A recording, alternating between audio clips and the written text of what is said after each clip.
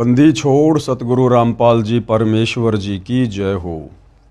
परम पिता परमात्मा सारी सृष्टि के रचनहार, कुल मालिक, असंख्य ब्रह्मांडों के स्वामी, जगत गुरु, तीनों लोकों में प्रवेश करके सबका धारण पोषण करने वाले, राजाधिराज आत्माधार, नाथों के नाथ, देवों के देव महादेव, सर्वेश्वर महेश्वर, मृत्युंजय, अजरो अमर, आदि अनादि सनातनी प्रभु, जगत पिता जगदीश्वर, श्री श्री 1008 की उपाधि के वास्तविक अधिकारी, अकाल मूर्त शब्द स्वरूपी राम वासुदेव, सर्वगतम ब्रह्म, परम पूज्य, प्रथम पूज्य, परम संत, परम पुरुष, परम धनी, परम दयालु, सत्य कबीर, हक्का कबीर, अल्लाहु कबीर, अल्लाहु अकबर, बाखबर, अल्लाह ताला, जगत के तारणहार, जगत के मुक्तिदाता, जगत के जगन्नाथ, हारे के सहारे, हिंदुओं के राम, मुसलमानों के अल्लाह, सिखों के वाहिगुरु, ईसाइयों के मसीह, दया के सागर दयानिधि, करुणा के सागर करुणानिधि, स्वयंभू परिभू, संकट मोचन, कष्ट हरण, मंगल करण,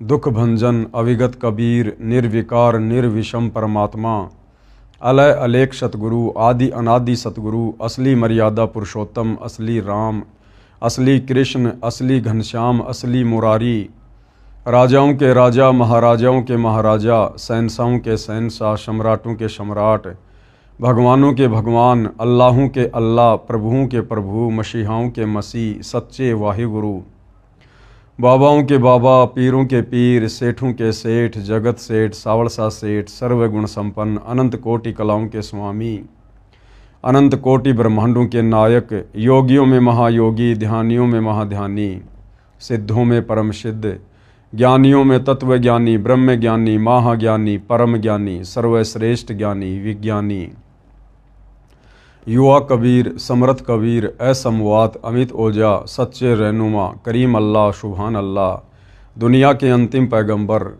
8 सितंबर 1951 से गांव धनाना, जिला सोनीपत, हरियाणा, भारतवर्ष की पावन भूमि पे प्रकट रियल कल की भगवान श्री नारायण साकार हरि, श्री बाबा साहेब, नूर अनंत परमात्मा, सच्चे दरवेश, सच्चे बाखबर, संत श्रोमणी सतगुरु रामपाल जी परमेश्वर जी के चरण कमल में साध संगति से जुड़े हुए देश विदेश से आप और हम सभी सत्सेवक भाई बहनों का अनंत कोटि दंडवत प्रणाम। सत्साई भाई और बहनों, बहुत बड़ी दया, बहुत बड़ी मेहर पूज्य गुरुदेव भगवान की, परमेश्वर रामपाल जी की, जिनके शुभ आशीर्वाद से, विशेष आशीर्वाद से, उन्हीं के कर कमल से लिखित पवित्र पुस्तक हिंदू साहिबान नहीं समझे गीता वेद पुराण, इस पवित्र पुस्तक के ऊपर वीडियो बनाने की श्रृंखला जारी है। प्रत्येक वीडियो में विशेषकर हिंदू समाज से जुड़े भाई बहनों को अध्यात्म के विषय में बहुत कुछ जानने, सीखने और समझने को मिल रहा है। तो अभी तक जितने भी वीडियो बन चुके हैं, यदि आपने पहली बार ये वीडियो देखा है या देख रहे हैं, तो आप जियों से गुजारिश है कि इस पवित्र पुस्तक के निष्कर्ष तक पहुंचने के लिए आप जी ने इस पुस्तक की भूमिका से सारे वीडियो देखने पड़ेंगे। आपने भाग 1 से वीडियो देखने का प्रयास करना है, तभी आप आगे की बातों को समझ पाएंगे।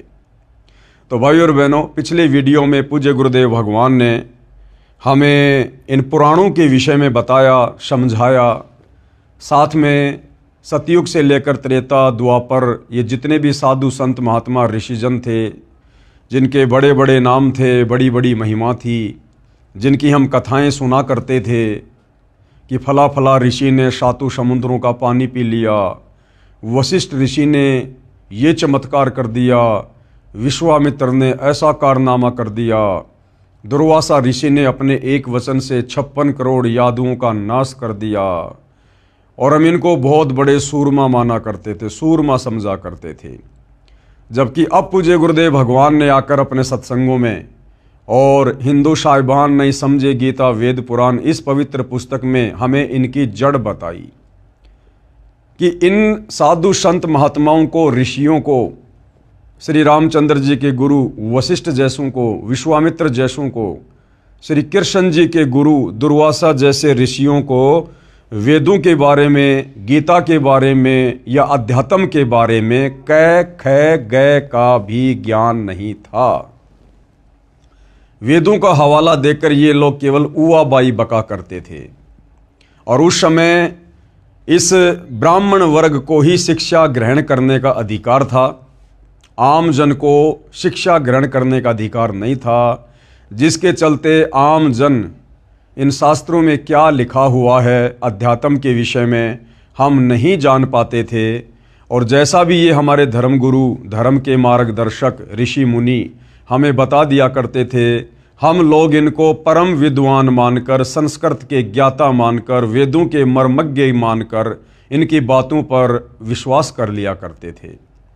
तो भाइयों और बहनों, अब जाकर इस कलयुग की बिचली पीढ़ी में स्वयं परम अक्षर ब्रह्म ने सतलोक से चलकर पृथ्वी पर तत्वदर्शी संत के रूप में सन 1994 से ये सारे धर्मशास्त्र दिखा दिखाकर, इन ऋषि महर्षियों की जीवनी दिखा दिखाकर इनकी आध्यात्मिक पोल पट्टी खोली है। तब जाकर हमें विश्वास हुआ है कि वास्तव में हमारे इन सनातनी ऋषि मुनियों को वेदों का ज्ञान नहीं था, सनातन का ज्ञान नहीं था। तो इस पुस्तक में अब आगे प्रश्नोत्तरी के माध्यम से सवाल किया जा रहा है कि ये पुराण क्या हैं, कैसे बने, और इन पुराणों में क्या वेदों के अनुसार ज्ञान नहीं है? और हमारे जो बड़े बड़े महापुरुष हुए हैं, जिन्होंने पुराणों की रचना की हैं, जिनकी कथाएं इन पुराणों में हम पढ़ते हैं, क्या इनको भी वेदों का ज्ञान नहीं था? तो पूज्य गुरुदेव भगवान कह रहे हैं कि इनको तो कै ख गय का भी ज्ञान नहीं था। तो भाइयों और बहनों, अब हम आगे बढ़ते हैं यथार्थता को समझने के लिए। प्रश्न नंबर 14, क्या पुराण शास्त्र नहीं है? तो गुरुदेव भगवान कह रहे हैं कि भैया पुराण शास्त्र हैं, परंतु ये भक्ति के लिए मान्य नहीं हैं, ये भक्ति के हिसाब से उचित नहीं है। इन पुराणों में ऋषि मुनियों का अपना अनुभव ज़्यादा है। इन ऋषि मुनियों ने शास्त्रों के विरुद्ध साधना करते हुए जो समाधियाँ लगाई, जो भक्ति की, और इनको उस भक्ति के प्रतिफल में जैसा भी अनुभव हुआ, वो अनुभव इन ऋषि मुनियों ने इन पुराणों में लिख दिया। और ऋषि मुनियों का अनुभव यदि वेदों से मेल नहीं खाता है, गीता जी से मेल नहीं खाता है, तो वो शास्त्र भक्ति के योग्य नहीं है। अब हम आगे इन्हीं पुराणों से और उन्हीं बड़े बड़े ऋषि मुनियों की, संतों की जो कथाएं लिखी हुई हैं, उन कथाओं से निष्कर्ष निकालेंगे कि इन बड़े बड़े ऋषि मुनियों का आचरण क्या था, इनका चरित्र क्या था, इनकी रहनी करनी क्या थी। क्या इनके जीवन चरित्र को देखकर, पढ़कर हम कभी भगत बन सकते हैं? हम सच्ची साधना कर सकते हैं? क्या इन ऋषि मुनियों की साधना वेदों के अनुसार थी? तो उसके लिए गुरुदेव हमें कुछ उदाहरण दे रहे हैं। सबसे पहले दुर्वासा ऋषि का उदाहरण दिया जा रहा है, जो कि द्वापर युग में श्री कृष्ण जी के गुरु थे।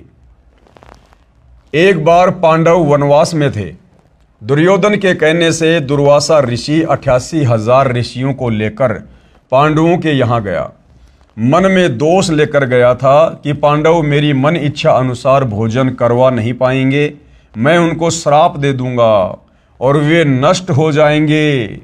अब गुरुदेव भगवान क्या कह रहे हैं कि जिस दुर्वासा ऋषि को हम बहुत बड़ी तोप माना करते थे कि श्री कृष्ण जी का गुरु तो बहुत पहुंचा हुआ महात्मा होगा, अब गुरुदेव क्या कह रहे हैं, क्या यह नेक व्यक्ति का कर्म है? दुष्ट आत्मा ऐसा करता है। दुर्वासा ऋषि श्री कृष्ण जी के गुरु, जिनको हम बहुत बड़ी तोप समझा करते थे कि जो भगवान का गुरु है वो तो पता नहीं क्या होगा। पूज्य गुरुदेव भगवान ने उसके कर्म को देखते हुए, उसके चरित्र को देखते हुए, एक संत, एक भगत होने के बावजूद और ऐसा दुष्ट आचरण, जिस समय पांडव वनवास भोग रहे थे, उसी समय पांडवों को और अधिक दुखी करवाने के लिए दुर्योधन ने दुर्वासा ऋषि को अपने राजमहल में बुलवाया, उसको बढ़िया बढ़िया खाना खिलाया, बढ़िया उसको दान दक्षिणा दी, अच्छी उसकी सेवा की। क्यों? ताकि दुर्वासा ऋषि मेरे कहने से जंगल में जाकर पांडवों को श्राप दे और वो नष्ट हो जाएं, और फिर मैं दुर्योधन सदा सदा के लिए हस्तिनापुर का राजा बन जाऊंगा। और दुर्वासा ऋषि ठीक दुर्योधन की योजना के अनुसार मन में दोष लेकर पांडवों को श्राप देने की इच्छा से जंगल में चला गया और पांडवों के पास जाकर कहने लगा कि भैया मुझे आज के बोए हुए गेहूं से बनी रोटियां चाहिए, साथ में मुझे मानसरोवर का जल चाहिए, आज ही आम का पौधा बीजा हो, आज ही वो पेड़ बना हो, आज ही उसके फल लगे हों, मुझे वो आम खाने में चाहिए। यानी ऐसी ऐसी डिमांड कर दी जो पूरी हो ही नहीं सकती थी। और दुर्वासा को पता था कि यदि ये मेरी डिमांड पूरी नहीं करेंगे तो मुझे बहाना मिल जाएगा इनको शराप देने का। तो पूज्य गुरुदेव भगवान हमें इन महात्माओं के चरित्र से परिचित करवा रहे हैं कि ऐ हिंदू समाज के नादान भक्तों, श्रद्धालुओं, हिंदू साहिबानों, तुम अज्ञानता के कारण, नासमझी के कारण, इन शास्त्रों को पढ़कर इनका निष्कर्ष ना निकाल पाने के कारण भक्ति और भगवान के नाम पर भ्रमित हो। इन हमारे ज्ञानहीन धर्म गुरुओं ने जैसा हमारे को मन में आया वैसा ही भक्ति मार्ग पर चलाया और हमें शास्त्र विधि त्याग कर मनमाने आचरण पर लगा दिया और हमें इन पुराणों से मीठी मीठी कथा कहानियां सुनाकर ये अपनी रोजी रोटी का धंधा बनाए हुए थे। अब पता चलेगा भाई और बहनों कि असल में संत क्या होता है, असल में भगत क्या होता है, महात्माओं के लक्षण क्या होते हैं, ऋषि मुनियों का आचरण क्या होता है। तो द्वापर युग में श्री कृष्ण जी के धर्म गुरु ऋषि दुर्वासा, जिनकी महिमा पूरे संसार में अब पता चल रहा है, परम अक्षर ब्रह्म तत्वदर्शी संत सतगुरु रामपाल जी के माध्यम से। अब बताओ इन पुराणों को पढ़कर आप और हम क्या शिक्षा ग्रहण करेंगे, कहां तक हम अध्यात्म में जा सकते हैं। अगर हम इनकी कथाएं पढ़ेंगे दुर्वासा जैसे ऋषियों की, तो हमारे अंदर भी ये कथाएं पढ़ने के चलते इन्हीं के गुण आएंगे, हमारे अंदर भी दुष्टता आएगी, धोखाधड़ी का भाव आएगा। तो बताओ भाई और बहनों, इन पुराणों को पढ़ने के चलते और इन पुराणों के अनुसार भक्ति साधना यदि हम करेंगे तो क्या हम कभी भी मुक्ति को प्राप्त करेंगे? कभी नहीं कर सकते। तो दुर्वासा ने सोचा कि मुझे भोजन वो करवा नहीं पाएंगे मेरी इच्छा अनुसार और वे नष्ट हो जाएंगे। अब गुरुदेव कह रहे हैं क्या यह नेक व्यक्ति का कर्म है? क्या एक नेक व्यक्ति ऐसा करेगा? एक सामान्य व्यक्ति भी ऐसा नहीं कर सकता, जबकि ये तो अपने आप को बहुत बड़े महात्मा समझते थे। दुष्ट आत्मा ऐसा कार्य करता है। विचार करो, क्या कह रहे हैं गुरुदेव कि पुण्यात्माओं विचार करो। दुर्वासा महान तपस्वी था, दुर्वासा तप किया करता था, घोर तप। तप के कारण उसके अंदर सिद्धियां आ जाती थी और सिद्धियों का नाजायज फायदा उठाते हुए किसी को आशीर्वाद देकर लाभ दे देता था तो किसी के ऊपर नाराज होकर उसको श्राप दे दिया करता था, जिस कारण से डरता हुआ समाज इनके आगे नत मस्तक रहता था। समाज इन लोगों की इज्जत इनके गुणों के चलते नहीं करता था, इनकी भक्ति के चलते नहीं करता था, इनके अच्छे आचरण के चलते नहीं करता था। इन लोगों से डरते हुए ये राजा लोग और आम जन इनका आदर सत्कार किया करते थे कि कहीं ये महात्मा गुस्से में आकर हमें कोई शराप ना दे दे और हमारा सत्यानाश ना हो जाए। दुर्वासा महान तपस्वी था, जबकि भाई और बहनों ये पवित्र गीता जी तप करने को मना कर रही है कि जो व्यक्ति घोर तप करते हैं, मन कल्पित घोर तप करते हैं, वो इस शरीर में विराजमान देवी देवताओं को और मुझ गीता ज्ञान दाता को भी दुखी करते हैं। तो ये दुर्वासा तो वेदों के विरुद्ध साधना किया करता था, वेदों के विरुद्ध। दुर्वासा महान तपस्वी था। उस घोर तप करने वाले पापाचारी नराधम ने क्या जुल्म करने की ठानी। दुर्वासा को गुरुदेव ने उसके आचरण के चलते नराधम की संज्ञा दी है, यानी नरों में नीच, इंसानों में नीच व्यक्ति। दुखियों को और दुखी करने के मकसद से गया। वो पांडव बेचारे पहले से ही जंगल में वनवास भोग रहे थे, महादुखी थे, और दुर्योधन के कहने से वो दुर्वासा उन पांडवों को जो पहले से दुखी थे उनको और अधिक दुखी करने के मकसद से चला गया। तो बताओ, ऐसा आदमी नराधम नहीं होगा, पापाचारी नहीं होगा, दुष्ट आत्मा नहीं होगा, तो और क्या होगा? क्या ये राक्षसी कर्म नहीं था? क्योंकि राक्षस ही दूसरों को बेवजह दुखी किया करते थे। क्या यह क्रूर कर्मी नराधाम नहीं था? आगे क्या कह रहे हैं गुरुदेव? इसी दुर्वासा ऋषि ने बच्चों के मजाक करने से क्रोधवश यादवों को श्राप दे दिया। एक बार क्या हुआ, श्री कृष्ण जी का बेटा प्रद्युम्न अपने कुछ साथियों के साथ में दुर्वासा ऋषि की परीक्षा लेने के लिए, कि सुना है दुर्वासा ऋषि बड़ा तपस्वी है, बड़ा अंतर्यामी है, तीनों लोकों की जानता है। तो श्री कृष्ण जी के पुत्र प्रद्युम्न ने अपने पेट के ऊपर एक जो कढ़ाई होती है उसको बांध लिया, उसके ऊपर कुछ कपड़े वगैरह बांध लिए और औरतों के कपड़े पहन लिए, और बाकी जो उसके साथी थे वो उसके साथ में गए। एक उसका नकली पति बना दिया गया और दुर्वासा ऋषि के पास गए और उन्होंने कहा कि महात्मा जी, बड़े दिनों के बाद में इस बहन को गर्भ रहा है, परिवार को बड़ी खुशी है, वो ये जानना चाहते हैं कि इसके गर्भ में लड़का है या लड़की है, इसके गर्भ में क्या है, इसके गर्भ से क्या होगा। तो दुर्वासा ऋषि ने अपनी दिव्य दृष्टि से देखा तो पता चला कि ये तो मेरे साथ मजाक करने आए हैं। इतनी सी बात पर वो दुर्वासा ऋषि क्रोधित हो गया, आग बबूला हो गया, आंखें लाल कर ली, चिमटा हाथ में उठा लिया और श्राप दे दिया कि बताऊं क्या होगा? यादव कुल का नाश होगा, सत्यानाश होगा। और भाइयों और बहनों, इतिहास गवाह है, दुर्वासा ऋषि के उसी श्राप के चलते आगे चलकर श्री कृष्ण जी समेत पूरा यादव कुल, यानी 56 करोड़ यादव, जिसमें श्री कृष्ण जी समेत उनके बेटे बेटियां, उनकी पत्नी, उनका परिवार, उनके रिश्तेदार, सब लोग आपस में लड़ झगड़ कर कट कट कर यमुना के किनारे प्रभास क्षेत्र में समाप्त हो गए। इसलिए गुरुदेव भगवान ने दुर्वासा जैसे ऋषियों को, जो घोर तप किया करते थे, तप करके शक्तियां इकट्ठी किया करते थे और उसके बाद किसी का भला तो किसी का बुरा कर दिया करते थे, इसलिए परमेश्वर जी ने दुर्वासा जैसे ऋषियों को, जिनकी कथाएं इन पुराणों में आती हैं, इनको नराधम और दुष्ट आत्मा की संज्ञा दी है। इसी दुर्वासा ऋषि ने बच्चों के मजाक करने से क्रोधवश यादवों को श्राप दे दिया।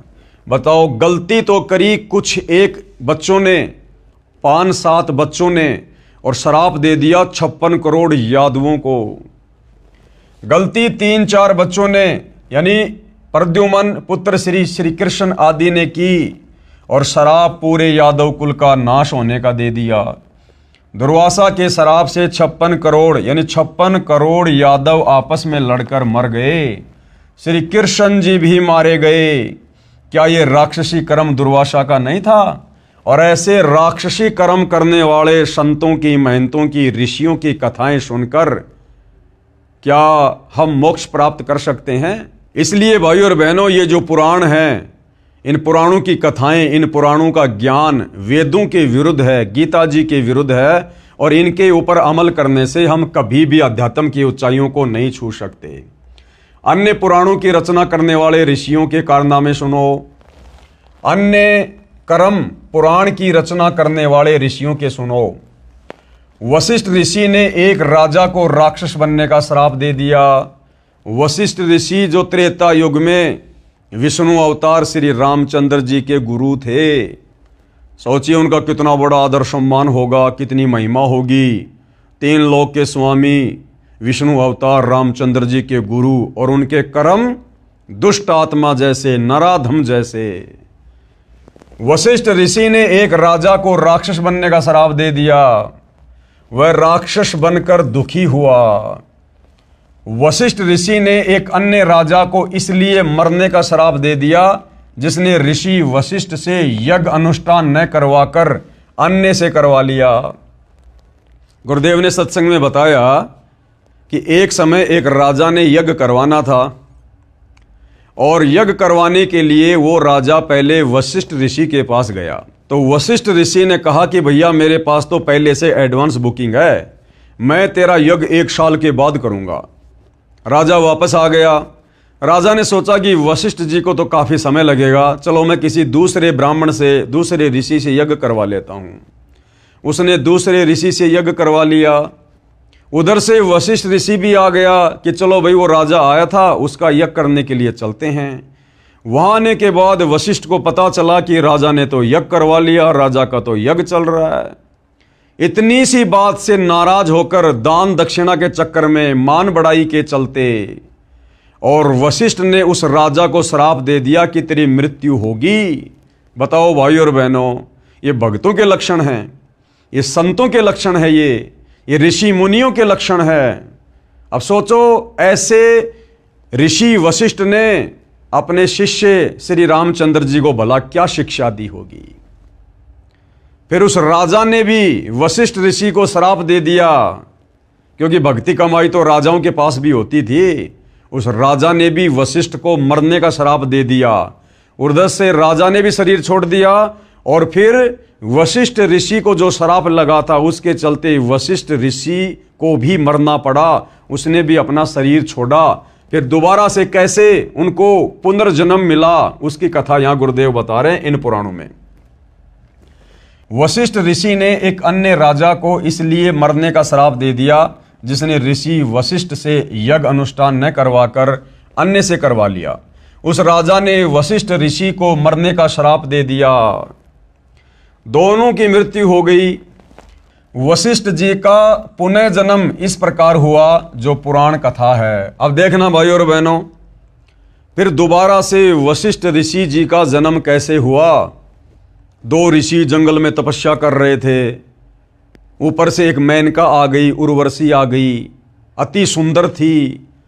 उसके सौंदर्य को देखकर उन दोनों का वीर्यपात हो गया, और इस विधि से भाई और बहनों वशिष्ठ जी का पुनर्जन्म हुआ। वशिष्ठ जी का पुनर्जन्म इस प्रकार हुआ जो पुराण कथा है। दो ऋषि जंगल में तप कर रहे थे। एक अप्सरा स्वर्ग से आई, बहुत सुंदर थी। उसे देखने मात्र से दोनों ऋषियों का वीर्य संकलन यानी वीर्यपात हो गया। अब ये थे भाई और बहनों हमारे ऋषि महात्मा। ये दो ऋषि जो जंगल में तपस्या कर रहे थे, ऋषि यानी भगत साधक। और क्यों गए थे वो जंगल में अपना घर परिवार छोड़कर? भगवान प्राप्त करने के लिए, साधु बनने के लिए, भक्ति करने के लिए। और वहां जाने के बाद फिर क्या हुआ? बन गए फिर वो भगत। दो ऋषि जंगल में तप कर रहे थे। एक अप्सरा स्वर्ग से आई, बहुत सुंदर थी। उसे देखने मात्र से दोनों ऋषियों का वीर्य संकलन यानी वीर्यपात हो गया। दोनों ने बारी बारी जाकर झोपड़ी में रखे खाली घड़े में वीर्य छोड़ दिया। उससे एक तो वशिष्ठ ऋषि वाली आत्मा का पुनर्जन्म हुआ, नाम वशिष्ठ ही रखा गया। दूसरे का कुंभज ऋषि नाम रखा जो अगस्त ऋषि कहलाया। अब देख लो भाई और बहनों, वशिष्ठ ऋषि और अगस्त ऋषि जिसने एक घूंट में 7 समुद्र पी लिए थे। इस प्रकार से इनकी उत्पत्ति हुई है। यानी इनके जो पैदा करने वाले थे उन दोनों ऋषियों का क्या चरित्र था। अब उनमें से कुछ गुण तो वशिष्ठ और अगस्त में भी आएंगे ना। तो इस प्रकार से फिर इनका पुनर्जन्म हुआ। ये कथाएं भाई और बहनों हम इन पुराणों में पढ़ा करते थे। ये काम सूत्र की कथाएं ज्यादा और भक्ति की कम। विश्वामित्र ऋषि के कर्म, और विश्वामित्र जो सतयुग में हुए थे, विश्वामित्र उसके विषय में कहा जाता है कि उससे बड़ा कोई तपस्वी नहीं था। स्वर्ग के देवता भी उससे डरा करते थे, घबराया करते थे। उस विश्वामित्र ऋषि के क्या कर्म थे, उस भगत के क्या कर्म थे। क्या इन साधु संतों के आचरणों को फॉलो करके हम कभी भी भक्ति मार्ग में सफल हो सकते हैं? हमने यही निष्कर्ष निकालना है भाई और बहनों कि ये जितने भी साधु संत महात्मा थे, क्या इनकी साधना वेदों के अनुसार थी? क्या इनकी भक्ति क्रिया वेदों के अनुसार थी? इन सब ने तप किए, घोर तप किए, मनमाना आचरण किया, वेद विरुद्ध साधना की, जो आज गीता जी बिल्कुल मना कर रही है। तो गीता और वेदों के विरुद्ध जंगलों में जाकर तप करने वाले भला काहे के भगत, काहे के साधक? तो विचार करने की बात यह है, जब इन बड़े बड़े तपस्वियों ने, ऋषियों ने वेद विरुद्ध साधना की तो भला इनकी मुक्ति कैसे हुई होगी? और मुक्ति नहीं हुई तो फिर इनको 84 लाख योनियों में भी जाना पड़ा। गधे कुत्ते सूअर के शरीर भी भोगने पड़े, इनको नरक भी भोगना पड़ा। विश्वामित्र ऋषि के कर्म, राज त्याग कर जंगल में गया, घोर तप किया। बताओ किसने शिक्षा दे दी कि भैया जंगल में भक्ति होती है? राज्य त्याग कर जंगल में चला गया भक्ति करने के लिए, और फिर वहां भक्ति नहीं करी, फिर बकवादों में लग गया। बकवादों में फिर किस लिए गया था भाई जंगल में? राज त्याग कर जंगल में गया। अब देखो भाई और बहनों, गीता जी तो साफ साफ कह रही है कि अर्जुन कर्म योगी बनकर भक्ति कर। कर्म योगी का मतलब होता है अपना काम भी कर और अपनी भक्ति भी कर। और गीता जी कह रही है कि कर्म सन्यासी बनकर जो भक्ति करेगा उसकी भक्ति कभी सफल नहीं होगी। कर्म सन्यासी यानी कार्य करना नहीं और भक्ति करने के लिए जंगलों में चला गया। तो गीता जी कह रही है कि कर्म सन्यासी से कर्म योगी बेहतर है। कर्म योगी यानी काम करते करते भक्ति करने वाले की भक्ति सफल होती है। तो राज त्याग कर जंगल में जाना ये वेद विरुद्ध है, गीता विरुद्ध है। जंगल में भगवान कोई पेड़ के थोड़ी बंधा हुआ है जो जाते खोल के ले आएगा। घोर तप किया। अब गीता जी तप करने के लिए भी मना कर रही है। गीता ज्ञान देने वाला ब्रह्म साफ साफ कह रहा कि तप करने वाले तो मुझे भी दुखी करते हैं, उनको तो मैं आसुरी योनियों में डालता हूं और नरक में डालता हूं उनको। तो क्या साधना की थी भाई और बहनों हमारे इन ऋषियों ने, जिनका आज तक हम आध्यात्मिक नादानी के चलते गुणगान कर रहे हैं और सिद्धियां प्राप्त की। वशिष्ठ ऋषि ने उसे राज ऋषि कहा, यानी विश्वामित्र जी राज त्याग कर जंगल में चले गए, घोर तप किया, सिद्धियां प्राप्त की। उसके बाद में वशिष्ठ ऋषि ने उसे राज ऋषि कहा। उसको ब्रह्म ऋषि नहीं कहा, उसको राज ऋषि कहा, क्योंकि विश्वामित्र राजाओं के दरबार में जाया करता था, वो महिमा का भूखा था। तो वशिष्ठ ऋषि ने उसे राज ऋषि कहा। उससे शुभद यानी क्रोधित होकर वशिष्ठ जी के 100 पुत्रों को मार दिया। वशिष्ठ ने विश्वामित्र को राज ऋषि कहकर संबोधित किया तो विश्वामित्र ने गुस्से में आकर वशिष्ठ ऋषि के 100 पुत्रों की हत्या कर दी। अब बताओ ये भक्तों के लक्षण हैं? ये ऋषि मुनियों के लक्षण है क्या ये मर्डर करना? अरे ये काम तो गैंगस्टर करते हैं, गुंडे लोग करते हैं, और हम इनको बहुत बड़े भगत ऋषि मानकर इनकी महिमा किया करते थे। वशिष्ठ जी के 100 पुत्रों को मार दिया। जब वशिष्ठ ऋषि ने उसे ब्रह्म ऋषि कहा तो खुश हुआ, और जब उसको ब्रह्म ऋषि कह दिया एक समय तो विश्वामित्र बड़ा प्रसन्न हुआ। ये तो वही बात हो गई, यदि हम कुत्ते को रोटी डालेंगे तो पूंछ हिलाएगा, और उसको जरा सा हम उसको कहेंगे हट तो तुरंत वो भौंकेगा। तो ये आचरण था भाई और बहनों हमारे इन बड़े बड़े ऋषि मुनियों का। जब वशिष्ठ ऋषि ने उसे ब्रह्म ऋषि कहा तो खुश हुआ, क्योंकि विश्वामित्र राज ऋषि कहने से अपना अपमान मानता था और ब्रह्म ऋषि कहलाना चाहता था, यानी मान बढ़ाई की भूख थी। अब क्या कह रहे हैं गुरुदेव, हमें क्या समझाना चाह रहे हैं भाई और बहनों? विचार करो, क्या ये राक्षसी कर्म नहीं है? भगत होने के बावजूद विश्वामित्र ने वशिष्ठ ऋषि के 100 पुत्रों की हत्या कर दी। क्या ये राक्षसी कर्म नहीं है? क्या ये असुरों जैसे कर्म नहीं है? इसलिए गुरुदेव इनको नराधम दुष्ट आत्माओं की संज्ञा देते हैं। ऐसे ऐसे ऋषियों की रचनाएं हैं 18 पुराण में। अब सोचो, ऐसे ऋषियों की ऐसी घटनाएं, इनकी ऐसी कहानियां पढ़कर हमें क्या शिक्षा मिलेगी? हम भी वही कर्म करेंगे, हमारे अंदर भी उसी प्रकार से मान बढ़ाई पैदा होगी जो इनमें भरी पड़ी थी। तो बताओ, इन पुराणों को पढ़कर, इन पुराणों की ये कथाएं पढ़कर हम कैसे अध्यात्म की ओर आगे बढ़ सकते हैं? एक समय ऋषि विश्वामित्र जंगल में कुटिया में बैठा था। एक मेनका नामक उर्वशी स्वर्ग से आकर कुटिया के पास घूम रही थी। अब देखना, राज्य त्याग कर विश्वामित्र जी जंगल में गए तपस्या करने, साधना करने, भगवान पाने के लिए, परमात्मा पाने के लिए। और जब विश्वामित्र जंगल में अपनी कुटिया में बैठा था तो एक मेनका नामक उर्वशी स्वर्ग से आकर कुटिया के पास घूम रही थी। क्योंकि भाई और बहनों, जो देवताओं का राजा इंद्र है उसको एक हिदायत दी जाती है जब उसको इंद्र की वो पदवी दी जाती है। उसको सूचित कर दिया जाता कि भैया यदि पृथ्वी पर इंद्र की गद्दी प्राप्त करने योग्य किसी ने तप कर लिया, भक्ति साधना कर ली, हवन यज्ञ कर लिए, तो उसी समय तेरे को इंद्र की गद्दी से नीचे उतारा जाएगा और उसको इंद्र की गद्दी सौंपी जाएगी। उस व्यक्ति को, उस साधक को इंद्र की गद्दी पर बैठा दिया जाएगा। तो इंद्र को हमेशा चिंता रहती है कि इंद्र की गद्दी प्राप्त करने योग्य कोई तप ना कर ले, कोई तपस्या ना कर ले, कोई भक्ति ना कर ले।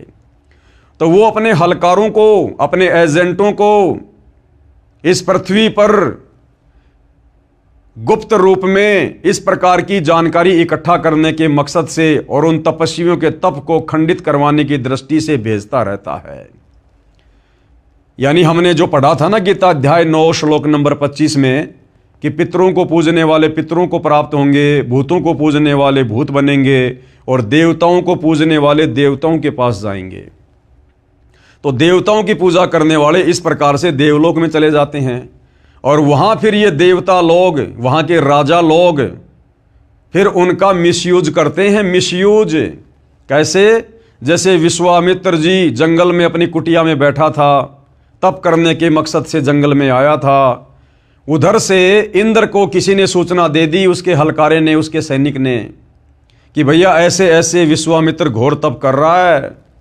उधर से इंद्र ने वो मेनका भेज दी, वो लड़की भेज दी जो इस पृथ्वी लोक पर भक्ति करके देवताओं की देवलोक में चली गई थी, यानी देवताओं को पूजने वाले देवताओं के लोक में जाएंगे। तो इंद्र फिर इस प्रकार से उन आत्माओं का दुरुपयोग करता है। तो इंद्र ने क्या किया कि एक मेनका नामक उर्वशी स्वर्ग से आकर कुटिया के पास घूमने लगी। विश्वामित्र उस पर आसक्त हो गया। बताओ, राज्य छोड़कर गया था, बाल बच्चे छोड़कर गया था, अपनी जो पत्नियां थी उनको छोड़ छाड़ के गया था कि मैं भक्ति करूंगा, भगत बनूंगा, और जंगल में जाकर फिर वही कुकर्म करने लग गया। उस मेनका की सुंदरता को देखकर उसके ऊपर आसक्त हो गया और उससे शारीरिक संबंध बनाए। विश्वामित्र उस पर आसक्त हो गया, पति पत्नी व्यवहार किया, यानी शारीरिक संबंध बनाए। एक कन्या का जन्म हुआ, नाम शकुंतला रखा। कन्या जब 6 महीने की हुई तो उर्वशी स्वर्ग में चली गई। बोली मेरा काम हो गया, तेरी औकात का पता करने इंद्र ने भेजी थी, वह देख ली। जाते जाते उस मेनका ने क्या कहा कि मुझे तो इंद्र ने भेजी थी तेरी औकात का पता करने के लिए कि तू कितना बड़ा भगत है, तू कितना बड़ा तपस्वी है, तू घर छोड़कर, बाल बच्चों को छोड़कर भक्ति करने आया था या बकवाद करने आया था। भाई का इतना समूह हो गया, इतना समूह। कन्या 6 महीने की हुई तो उर्वशी स्वर्ग में चली गई। बोली मेरा काम हो गया, तेरी औकात का पता करने इंद्र ने भेजी थी, वो देख ली। कहते हैं विश्वामित्र उस कन्या को कण्व ऋषि की कुटिया के सामने रखकर फिर से गहरे जंगल में तप करने गया। कण्व ऋषि ने उस कन्या को पाल पोस कर राजा दुष्यंत से विवाह कर दिया। अब एक बार तो भाई ने तपस्या करके किला तोड़ दिया, फिर दोबारा से गहरे जंगल में चला गया। तो गुरुदेव कह रहे हैं दूसरी बार कौन सा वो गीता जी पढ़ के गया था जो बिल्कुल सही साधना की होगी उसने, दोबारा भी वही डले ढोने के लिए चला गया, वेद विरुद्ध साधना करने के लिए। तो क्या कह रहे हैं गुरुदेव? विचार करो, विश्वामित्र पहले उसी गहरे जंगल में घोर तप करके आया ही था। अरे उस गहरे जंगल में तो पहले तप करके आया था, उसके बाद वो अप्सरा के ऊपर आसक्त हो गया और दोबारा से गहरे जंगल में चला गया और आते ही वशिष्ठ जी के पुत्र मार डाले, उर्वशी से उलझ गया, नाश करवाकर फिर डले ढोने गया। फिर क्या वह गीता पढ़ कर गया था कि दूसरी बार जंगल में कौन सा वो गीता जी पढ़ के गया था जो बिल्कुल सही साधना करके आया होगा, वो ही डले उसने दोबारा से ढोए। उसी लोकवेद के अनुसार शास्त्र विधि रहित मनमाना आचरण किया। फिर विश्वामित्र ऋषि ने राजा हरिश्चंद्र से छल करके राज्य लिया।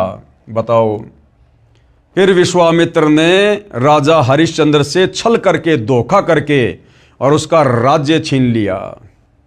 बेचारा राजा हरिश्चंद्र, उसका बेटा, उसकी पत्नी, उन्होंने कितने दुख उठाए। अब बताओ, हम इनको ऋषि मुनि कहें या हम इनको नराधम कहें?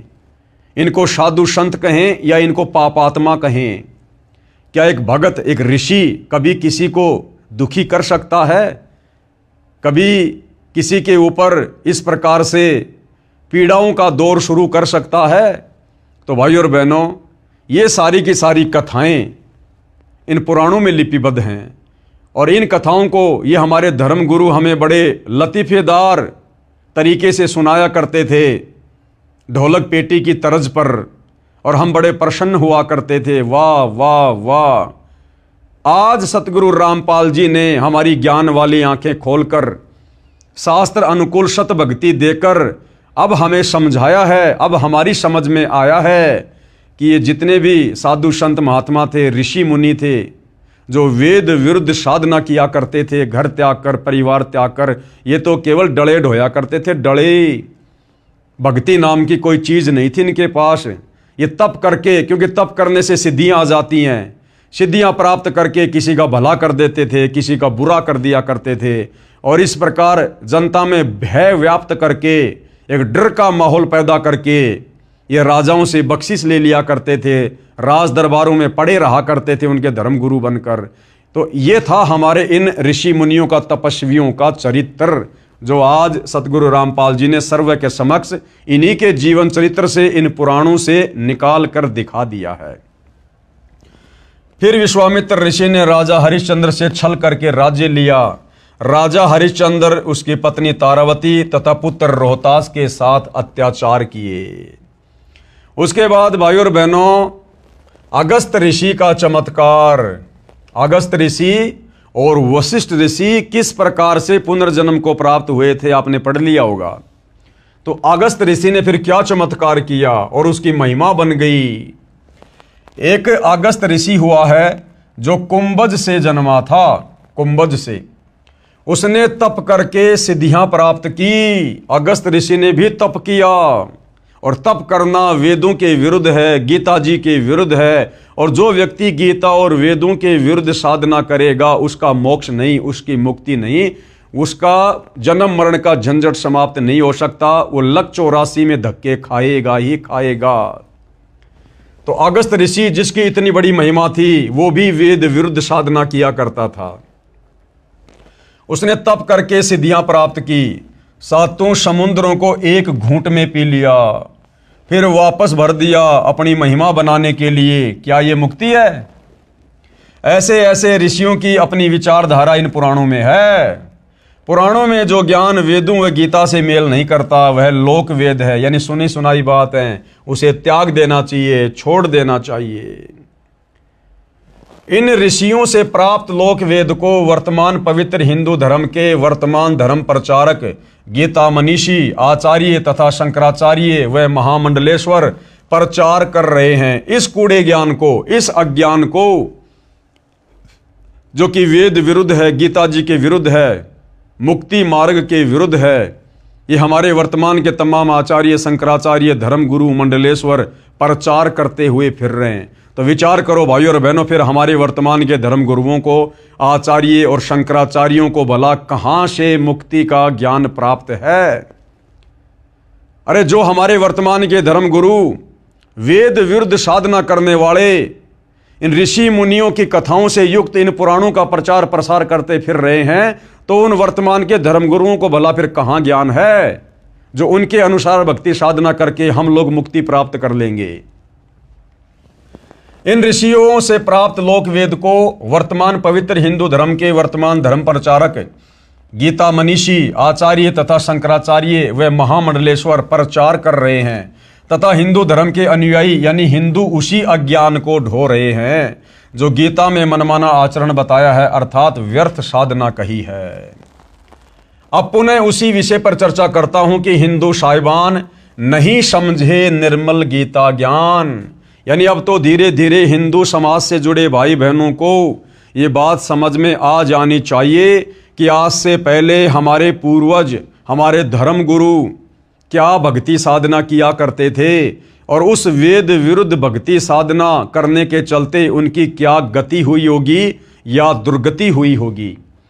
तो गुरुदेव कह रहे हैं कि अब पुनः उसी विषय पर चर्चा करता हूं कि हिंदू साहिबान यानी हिंदू धर्म से जुड़े भाई बहन, नहीं समझे निर्मल गीता ज्ञान, इस गीता के ज्ञान को समझ नहीं पाए। प्रश्न नंबर 15, हिंदू पक्ष। भक्ति व धर्म कर्म तो लगभग सब करते हैं, आप तथा आपके अनुयायी ही नहीं करते। यानी किसी ने सवाल किया हिंदू धर्म की ओर से सतगुरु रामपाल जी से कि भक्ति व धर्म कर्म तो लगभग सब करते हैं, आप कौन? सतगुरु रामपाल जी, और आपके अनुयायी ही नहीं करते। आप कहना क्या चाहते हैं? आपकी बातों से लग रहा है कि आपके अतिरिक्त कोई ठीक से भक्ति नहीं करते।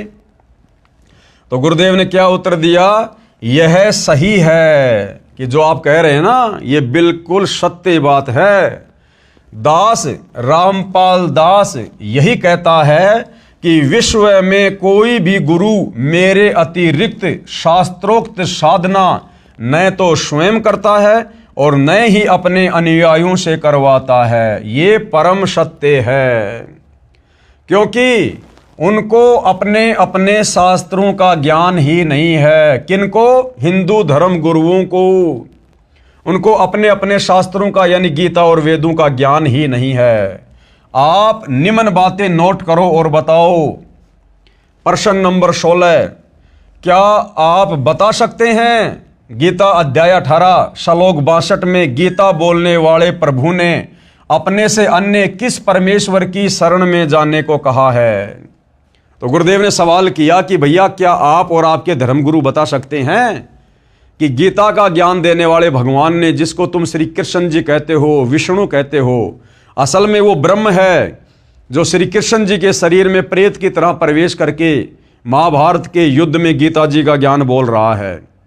तो गीता का ज्ञान बोलने वाला वो भगवान गीता अध्याय 18 श्लोक नंबर 62 में अपने से अन्य और किस भगवान की शरण में जाने को अर्जुन को कह रहा है?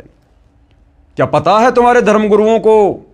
क्या पता है हिंदू समाज के श्रद्धालुओं को? किसी को नहीं पता, किसी को नहीं पता। तो बताओ फिर सतगुरु रामपाल जी के अलावा गीता और वेदों का ज्ञान वर्तमान में फिर है किसको? क्या आप बता सकते हैं गीता अध्याय 18 श्लोक 62 में गीता बोलने वाले प्रभु ने अपने से अन्य किस परमेश्वर की शरण में जाने को कहा है? उत्तर हिंदुओं की ओर से श्री कृष्ण यानी श्री विष्णु जी ने अपनी शरण में आने को कहा है। श्री विष्णु जी से ऊपर कोई शक्ति यानी सत्ता अर्थात भगवान ही नहीं है।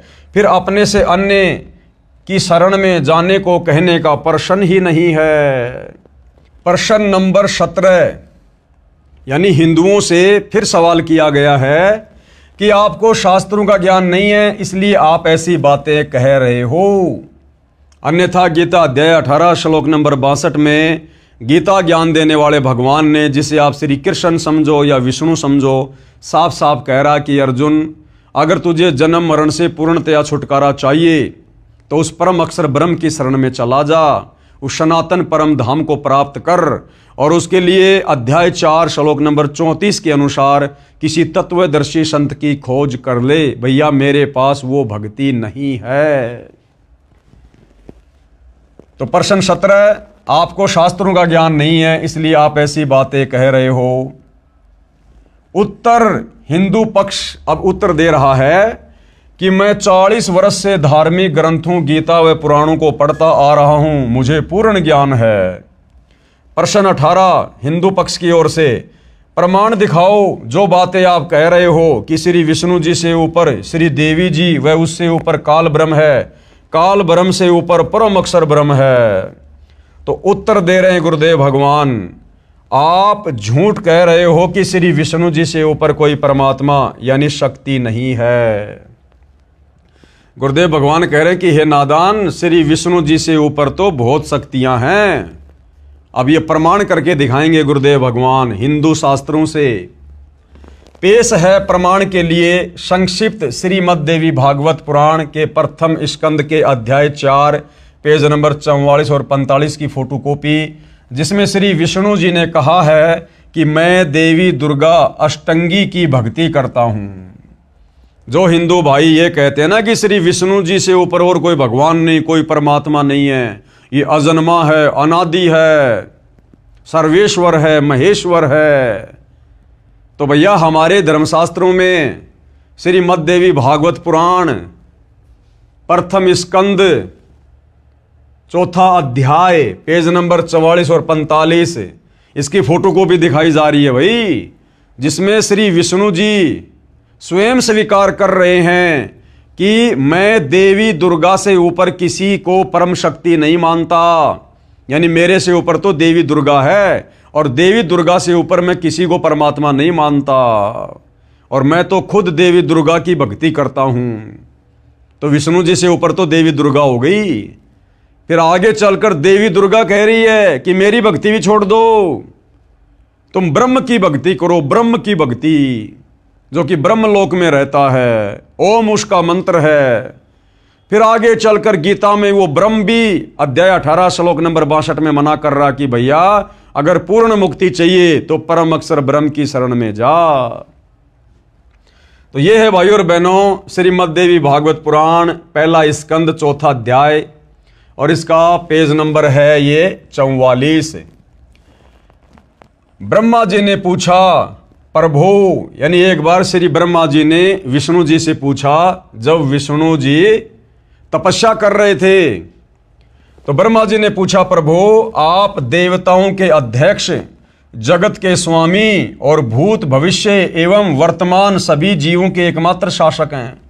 अब बताओ, ब्रह्मा जी को भी अध्यात्म ज्ञान नहीं है, क्योंकि ब्रह्मा जी श्री विष्णु से ऊपर किसी को परमात्मा मान ही नहीं रहा था। और जब एक बार विष्णु जी तपस्या कर रहे थे, अब ये तपस्या करना गीता जी में मना है, वेदों में मना है। अब बताओ भाई और बहनों, आप हिंदू भाई बहनों के अनुसार यदि गीता जी का ज्ञान श्री कृष्ण उर्फ श्री विष्णु जी ने कहा है, तो भैया श्री विष्णु जी तो गीता जी में अर्जुन को तपस्या करने के लिए मना कर रहे हैं कि घोर तप करने वाले तो मुझे दुखी करते हैं, परेशान करते हैं, उनको तो मैं आसुरी योनियों में डालता हूं, भूत प्रेत और पितर की योनियों में डालता हूं। और वही तुम्हारा विष्णु तप कर रहा था जब ब्रह्मा जी उसके पास गया। तो इससे स्पष्ट होता है कि गीता जी का ज्ञान श्री विष्णु अर्थात श्री कृष्ण जी ने नहीं दिया। श्री कृष्ण और श्री विष्णु को तो पता ही नहीं गीता में बोला क्या गया है। श्री कृष्ण के शरीर में प्रेतवश प्रवेश करके इस काल ब्रह्म ने यह गीता जी का ज्ञान दिया। अन्यथा यदि श्री विष्णु जी ने ज्ञान दिया होता तो विष्णु जी तो भैया गीता में घोर तप करने के लिए मना कर रहे हैं। और यहां जब श्री ब्रह्मा जी ने देखा कि विष्णु जी तो तपस्या कर रहे हैं, तो ब्रह्मा जी को भी ज्ञान नहीं। ब्रह्मा जी श्री विष्णु जी को सबका भगवान कह रहा है कि आपसे बढ़कर और कौन भगवान है और आप किसकी प्राप्ति के लिए तपस्या कर रहे हैं। ब्रह्मा जी ने पूछा, प्रभु आप देवताओं के अध्यक्ष, जगत के स्वामी और भूत भविष्य एवं वर्तमान सभी जीवों के एकमात्र शासक हैं, यानी स्वामी हैं, भगवान हैं। भगवान फिर आप क्यों तपस्या कर रहे हैं और किस देवता की आराधना में ध्यान मग्न हैं? मुझे असीम आश्चर्य तो ये हो रहा है कि आप देवेश्वर एवं सारे संसार के शासक होते हुए भी समाधि लगाए बैठे हैं। अब गीता और वेदों में कहीं है विधान समाधि लगाने का, तपस्या करने का, जो ये विष्णु जी कर रहे हैं? तो विष्णु जी खुद वेदों के विरुद्ध साधना कर रहे हैं। इसलिए गुरुदेव भगवान कहते हैं कि ब्रह्मा विष्णु महेश को भी वेदों का ज्ञान नहीं, अगर होता तो ये डरे नहीं डोते। ब्रह्मा जी के ये विनीत वचन सुनकर भगवान श्री हरि यानी विष्णु जी उनसे कहने लगे, ब्रह्मन यानी हे ब्रह्मा जी, सावधान होकर सुनो, मैं अपने मन का विचार व्यक्त करता हूं। देवता, दानव और मानव सब यही जानते हैं कि तुम सृष्टि करते हो, मैं पालन करता हूं और शंकर संहार किया करते हैं। किंतु फिर भी वेद के पारगामी पुरुष अपनी युक्ति से ये सिद्ध करते हैं कि रचने, पालने और संहार करने की यह योग्यता जो हमें मिली है, इसकी अधिष्ठात्री शक्ति देवी है। शक्ति देवी यानी दुर्गा। अब बताओ भाई, जो हिंदू धर्म के भाई बहन सवाल कर रहे थे ऊपर कि श्री विष्णु से बढ़कर और कोई भगवान नहीं, कोई परमात्मा नहीं, साबित करो, कहां लिखा हुआ है? तो गुरुदेव भगवान ने श्री देवी भागवत पुराण प्रथम स्कंद चौथा अध्याय पेज नंबर 44 और 45 पर साबित कर दिया भाई। ये हमारे धर्मगुरु रात दिन इन पुराणों की कथाएं हमें सुनाते हैं। इन्हीं में लिखा हुआ दिखा दिया पूज्य गुरुदेव भगवान ने, सतगुरु रामपाल जी ने, कि ना तो ब्रह्मा जी को ज्ञान और ना श्री विष्णु जी को वेद ज्ञान, जो तपस्या कर रहे हैं, समाधि लगाए बैठे हैं और कह रहे हैं कि दुनिया की नजरों में तो यही है, संसार की नजरों में तो यही है कि ब्रह्मा तुम तो संसार की सृष्टि करते हो, मैं विष्णु पालन पोषण करता हूं और शंकर सबका संहार करता है। किंतु वेद के पारगामी पुरुष, यानी जिनको वेदों का कंप्लीट ज्ञान है, तत्वदर्शी संत, वो अपनी युक्ति से ये साबित करते हैं क्या? फिर भी वेद के पारगामी पुरुष अपनी युक्ति से ये सिद्ध करते हैं कि रचने, पालने और श्रृंगार करने की ये योग्यता जो हमें मिली है, इसकी अधिष्ठात्री शक्ति देवी है। क्योंकि समुद्र मंथन के दौरान इन तीनों देवताओं को यहाँ की व्यवस्था संभालने के लिए, चलाने के लिए इस काल ब्रह्म के आदेश से देवी दुर्गा ने ही शक्तियाँ दी थी। इसलिए भाइयों और बहनों, श्री विष्णु जी शक्ति देवी से ऊपर कह रहे हैं मैं किसी को भगवान नहीं मानता। यानी जो हिंदू भाई ये सवाल कर रहा था कि विष्णु से बढ़कर और कोई परमात्मा नहीं है, तो देख लो भाइयों और बहनों, श्री विष्णु जी तो शक्ति के अधीन होकर, ये तीनों देवता ब्रह्मा विष्णु महेश अपनी माता देवी दुर्गा शक्ति देवी के अधीन होकर कार्य कर रहे हैं। यानी इनसे ऊपर तो ये देवी दुर्गा भगवान है। वे कहते हैं कि संसार की सृष्टि करने के लिए तुम में राजसी शक्ति का संचार हुआ है। यानी ब्रह्मा जी रजोगुण हैं, मुझे यानी विष्णु सात्विक शक्ति मिली है, यानी श्री विष्णु जी सतोगुण युक्त हैं, और रुद्र यानी शंकर, रुद्र में तामसी शक्ति का आविर्भाव हुआ है, यानी श्री शंकर जी तमोगुण हैं। उस शक्ति के अभाव में तुम इस संसार की सृष्टि नहीं कर सकते, मैं पालन करने में सफल नहीं हो सकता, और रुद्र यानी शंकर जी से संहार कार्य होना भी असंभव नहीं। ब्रह्मा जी हम सभी, देख लो भाई, विष्णु जी कह रहे हैं ब्रह्मा जी को कि ब्रह्मा जी हम सभी यानी मैं और शंकर और तुम, हम सभी यानी तीनों देवता उस शक्ति के सहारे ही अपने कार्यों में सदा सफल होते आए हैं। यानी देवी दुर्गा के, शक्ति देवी के आशीर्वाद से हम तीनों के कार्य हो रहे हैं। तो ब्रह्मा विष्णु महेश से बड़ी शक्ति, ब्रह्मा विष्णु महेश से बड़ा भगवान यहां पर कौन साबित हुआ? देवी दुर्गा। मैं सदा तप करने में लगा रहता हूं। बताओ भाइयों और बहनों, गीता और वेद तप करने के लिए मना कर रहे हैं कि तप करने वाला नरक में जाएगा, 84 लाख योनियों में जाएगा। और विष्णु जी कह रहे कि मैं सदा तप करने में लगा रहता हूं, यानी वेद विरुद्ध साधना। अब सोचो भाइयों और बहनों, जब ब्रह्मा विष्णु महेश को वेदों का ज्ञान नहीं, तो इनसे वेद लेकर इनके वंशज मनु जैसों को फिर कहां से ज्ञान होगा? और मनु जैसों से वेद ज्ञान पढ़कर आगे समाज में आधा अधूरा ज्ञान फैलाने वाले हमारे इन ऋषि मुनियों को फिर कहां से ज्ञान हुआ होगा? जो ये पुराण लिख लिख के चले गए, इन पुराणों की जिन्होंने रचना कर दी, अपना अनुभव लिख दिया।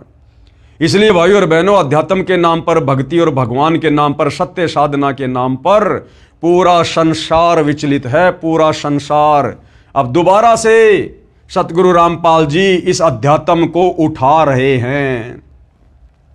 तो विष्णु जी कह रहे हैं कि मैं सदा तप करने में लगा रहता हूं, उस शक्ति के शासन से कभी मुक्त नहीं रह सकता, यानी दुर्गा देवी के कंट्रोल में काम करता हूं। कभी अवसर मिला तो लक्ष्मी के साथ सुखपूर्वक समय बिताने का सौभाग्य प्राप्त होता है। मैं कभी तो दानवों के साथ युद्ध करता हूं। अखिल जगत को भय पहुंचाने वाले दैत्यों के विकराल शरीरों को शांत करना यानी नष्ट करना मेरा परम कर्तव्य हो जाता है। बताओ, बेचारा तप करके सिद्धियां प्राप्त करता है विष्णु, और सिद्धियां प्राप्त करके फिर सारी जिंदगी राक्षसों के साथ में लड़ाई झगड़ा करने में लगा रहता है। यानी भाई और बहनों, पल भर की भी शांति नहीं हमारे भगवानों को, पल भर की भी। अब इनकी भक्ति करके फिर हमें कैसे परम शांति प्राप्त होगी? उन्हीं भगवती शक्ति का मैं निरंतर ध्यान किया करता हूं। ब्रह्मा जी, अब देख लो भाइयों और बहनों, जो कह रहे थे कि विष्णु से ऊपर कोई भगवान नहीं, कोई शक्ति नहीं, ब्रह्मा जी मेरी जानकारी में इस भगवती शक्ति से बढ़कर दूसरे कोई देवता नहीं है। क्लियर कर दिया विष्णु जी ने कि मेरी जानकारी में इस भगवती शक्ति दुर्गा से बढ़कर और कोई भगवान नहीं, कोई देवता नहीं। यानी विष्णु जी ने अपने से ऊपर देवी दुर्गा को साबित कर दिया। जो भाई ये कह रहे थे सवाल करके कि विष्णु जी से ऊपर कोई भगवान नहीं, कोई परमात्मा नहीं, देख लो भाई, इन्हीं पुराणों में लिखा हुआ है। आगे क्या कह रहे हैं गुरुदेव भगवान, इस संक्षिप्त श्रीमद देवी भागवत के उल्लेख से हिंदू पक्ष का दावा गलत सिद्ध होता है। हिंदू पक्ष ने जो दावा किया था ना कि विष्णु से बढ़कर और कोई शक्ति नहीं, कोई भगवान नहीं, तो भैया ये श्री मद देवी भागवत पुराण पहला स्कंद चौथा अध्याय पेज नंबर 44 और 45 बिल्कुल क्लियर कर रहा है। और हिंदू पक्ष ने जो सवाल किया था वो हिंदू पक्ष यहां पर गलत साबित हुआ।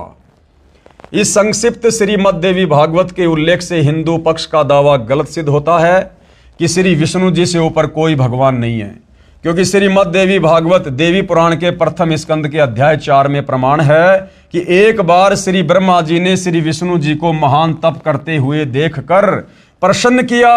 अब दोबारा से आपको गुरुदेव भगवान दिखा रहे हैं लिखा हुआ, जो आपने अभी फोटोकॉपी में देखा कि एक बार श्री ब्रह्मा जी गए विष्णु जी से मिलने, तो ब्रह्मा जी ने देखा कि विष्णु जी तो तप करने में लगे हुए हैं। एक बार श्री ब्रह्मा जी ने श्री विष्णु जी को महान तप करते हुए देखकर प्रसन्न किया कि हे प्रभु, आप देवताओं के अध्यक्ष, जगत के स्वामी तथा सभी जीवों के शासक होते हुए भी किस देवता की आराधना में ध्यानमग्न हैं। मुझे असीम आश्चर्य तो ये हो रहा है कि आप देवेश्वर यानी देवताओं में सर्वश्रेष्ठ एवं सारे संसार के शासक यानी मालिक स्वामी भगवान होते हुए भी समाधि लगाए बैठे हैं। आप सर्व समर्थ पुरुष से बढ़कर कौन विशिष्ट है। यानी ब्रह्मा जी तो विष्णु जी से बढ़कर किसी को समर्थ भगवान मान ही नहीं रहा, उसे बताने की कृपया कीजिए। ब्रह्मा जी कह रहे हैं विष्णु जी मुझे भी बताओ वो कौन सा भगवान है ऐसा जिसकी आप भी भक्ति कर रहे हो। ब्रह्मा जी के विनीत वचन सुनकर भगवान श्री हरि उनसे कहने लगे, ब्रह्मन सावधान होकर सुनो, मैं अपने मन का विचार व्यक्त करता हूं। मैं भगवती अध्याशक्ति यानी अष्टंगी यानी देवी दुर्गा का ध्यान तप करके किया करता हूं। अब यह तप करना भाई और बहनों कौन से शास्त्र में लिखा हुआ है? ना वेदों में ना गीता में। ये समाधि लगाना कौन से शास्त्र में लिखा हुआ है? तो जब हमारे तीनों भगवान ही वेद विरुद्ध साधना कर रहे हैं तो बाकी जीवों को, ऋषि मुनियों को, शंकराचार्यों को, महर्षियों को भला कहां से वेद ज्ञान होगा? इसलिए सबकी दुर्गति होती है। ये सारे के सारे लक 84 में जाते हैं, ब्रह्मा विष्णु महेश सहित। अब बताओ भाई और बहनों, फिर कौन बच गया हम जिसके मार्गदर्शन में भक्ति करें? इसलिए उस परम अक्षर ब्रह्म को, सत्य पुरुष को, कबीर देव को सत्य भक्ति बताने के लिए, वेद अनुकूल, गीता अनुकूल साधना बताने के लिए और संसार से करवाने के लिए स्वयं ही धरती पर तत्वदर्शी संत के रूप में प्रकट होना पड़ता है, जो निसंदेह वर्तमान में सतगुरु रामपाल जी हैं। अन्यथा सतयुग से लेकर वर्तमान का इतिहास बता दो, यदि किसी भी हिंदू, मुस्लिम, सिख, ईसाई धर्म के धर्म गुरुओं ने इस प्रकार से अपने अनुयायियों को, अपने समाज के लोगों को, श्रद्धालुओं को ये वेद पढ़ाए हों, गीता पढ़ाई हो, इस प्रकार से अध्यात्म ज्ञान को सुलझाया हो, आज तक किसी ने नहीं सुलझाया। केवल इन लोगों ने उलझाया है, उलझाया। अब सुलझा तो सतगुरु रामपाल जी रहे हैं। तो श्री विष्णु जी कह रहे हैं कि भैया मैं देवी दुर्गा का ध्यान तप करके किया करता हूं। ब्रह्मा जी, मेरी जानकारी में इन भगवती शक्ति यानी प्रकृति देवी, अष्टंगी देवी से बढ़कर दूसरे कोई देवता नहीं है। इस संक्षिप्त देवी भागवत पुराण के लेख से स्पष्ट हुआ कि श्री विष्णु अर्थात श्री कृष्ण जी श्री देवी दुर्गा जी की भक्ति यानी पूजा करते हैं। कहा है कि इस अध्याशक्ति से बड़ा कोई देवता भगवान मेरी जानकारी में नहीं है। यानी ये भाई और बहनों दी एंड हो गया श्री विष्णु जी और श्री ब्रह्मा जी के ज्ञान का। दी एंड हो गया, क्योंकि ब्रह्मा जी तो विष्णु से बढ़कर किसी को भगवान नहीं मान रहे थे और विष्णु जी कह रहे हैं कि मैं देवी दुर्गा से बढ़कर किसी को भगवान नहीं मानता। तो हमारे भगवान को किस स्तर का ज्ञान है आप जी देख लीजिएगा। लेखक यानी सतगुरु रामपाल जी अब क्या कह रहे हैं? हिंदू साहिबानों की झूठ सामने है। जो कहते हैं कि श्री कृष्ण जी अर्थात श्री विष्णु जी से बढ़कर कोई देवता यानी परमेश्वर नहीं है, जबकि श्री विष्णु जी ने अपने से अन्य सर्वसमर्थ शक्ति श्री देवी दुर्गा को बताया है। आगे देखो भाइयों और बहनों, ओम नाम ब्रह्म का जाप है। आपने गीता जी में पढ़ा, अध्याय 8 श्लोक नंबर 13 में, ये गीता का ज्ञान देने वाला भगवान ब्रह्म स्वयं कह रहा अपनी साधना के विषय में कि ओम इति एक अक्षर ब्रह्म व्यवहरण माम अनुस्मरण ये परियाति तजन देहम से याति परमाम गतम, कि अर्जुन मेरा तो एक ओम नाम का जाप है और मैं ब्रह्मलोक में रहता हूं। ब्रह्मलोक में ओम नाम ब्रह्म का जाप है, इससे ब्रह्मलोक प्राप्त होता है। ब्रह्म आकाश में ब्रह्मलोक में रहता है। ये जानकारी कहाँ है देखिएगा, संक्षिप्त श्रीमद् देवी भागवत पुराण गीता प्रेस गोरखपुर से प्रकाशित व मुद्रित है, जिसके संपादक हैं हनुमान प्रसाद पोदार व चिमन लाल गोस्वामी। इसके 7वें स्कंद के अध्याय 36 में श्री देवी ने राजा हिमालय से कहा कि हे पर्वतराज, उस ब्रह्म का क्या स्वरूप है यह बतलाया जाता है। यानी अब देवी दुर्गा अपने से अन्य उस ब्रह्म की भक्ति करने के लिए कह रही है कि मेरी भक्ति साधना भी छोड़ दो, कुछ नहीं मिलेगा, उस ब्रह्म की भक्ति करो। उस ब्रह्म का क्या स्वरूप है यह बतलाया जाता है। श्री देवी जी ने पहले तो कहा कि मेरी भक्ति करो तो ऐसे करो जैसे अध्याय 35 में बताया है, परंतु मेरी व अन्य सबकी भक्ति छोड़कर उस एकमात्र परमात्मा को ही जानो। किसको? ब्रह्म को। दूसरी सब बातों को छोड़ दो। यही अमृत स्वरूप परमात्मा के पास पहुंचाने वाला पुल है। संसार समुद्र से पार होकर अमृत स्वरूप परमात्मा को प्राप्त करने का यही सुलभ साधन है। इस आत्मा का ओम के जप के साथ ध्यान करो। यानी ओम नाम किसका? उस ब्रह्म का। ब्रह्म कहाँ रहता है? ब्रह्मलोक में। और गीता जी अध्याय 8 श्लोक नंबर 16 में वो ब्रह्म खुद कह रहा है कि भैया ब्रह्मलोक पर्यंत सर्वलोक पुनरावृत्ति में है। यानी ब्रह्मलोक में गया हुआ साधक भी वापस जन्म मरण में है, मुक्ति नहीं है। इस आत्मा का ओम के जप के साथ ध्यान करो। तो देवी दुर्गा अपने से ऊपर ओम नाम की साधना करने को कह रही है, जो कि ब्रह्म साधना है।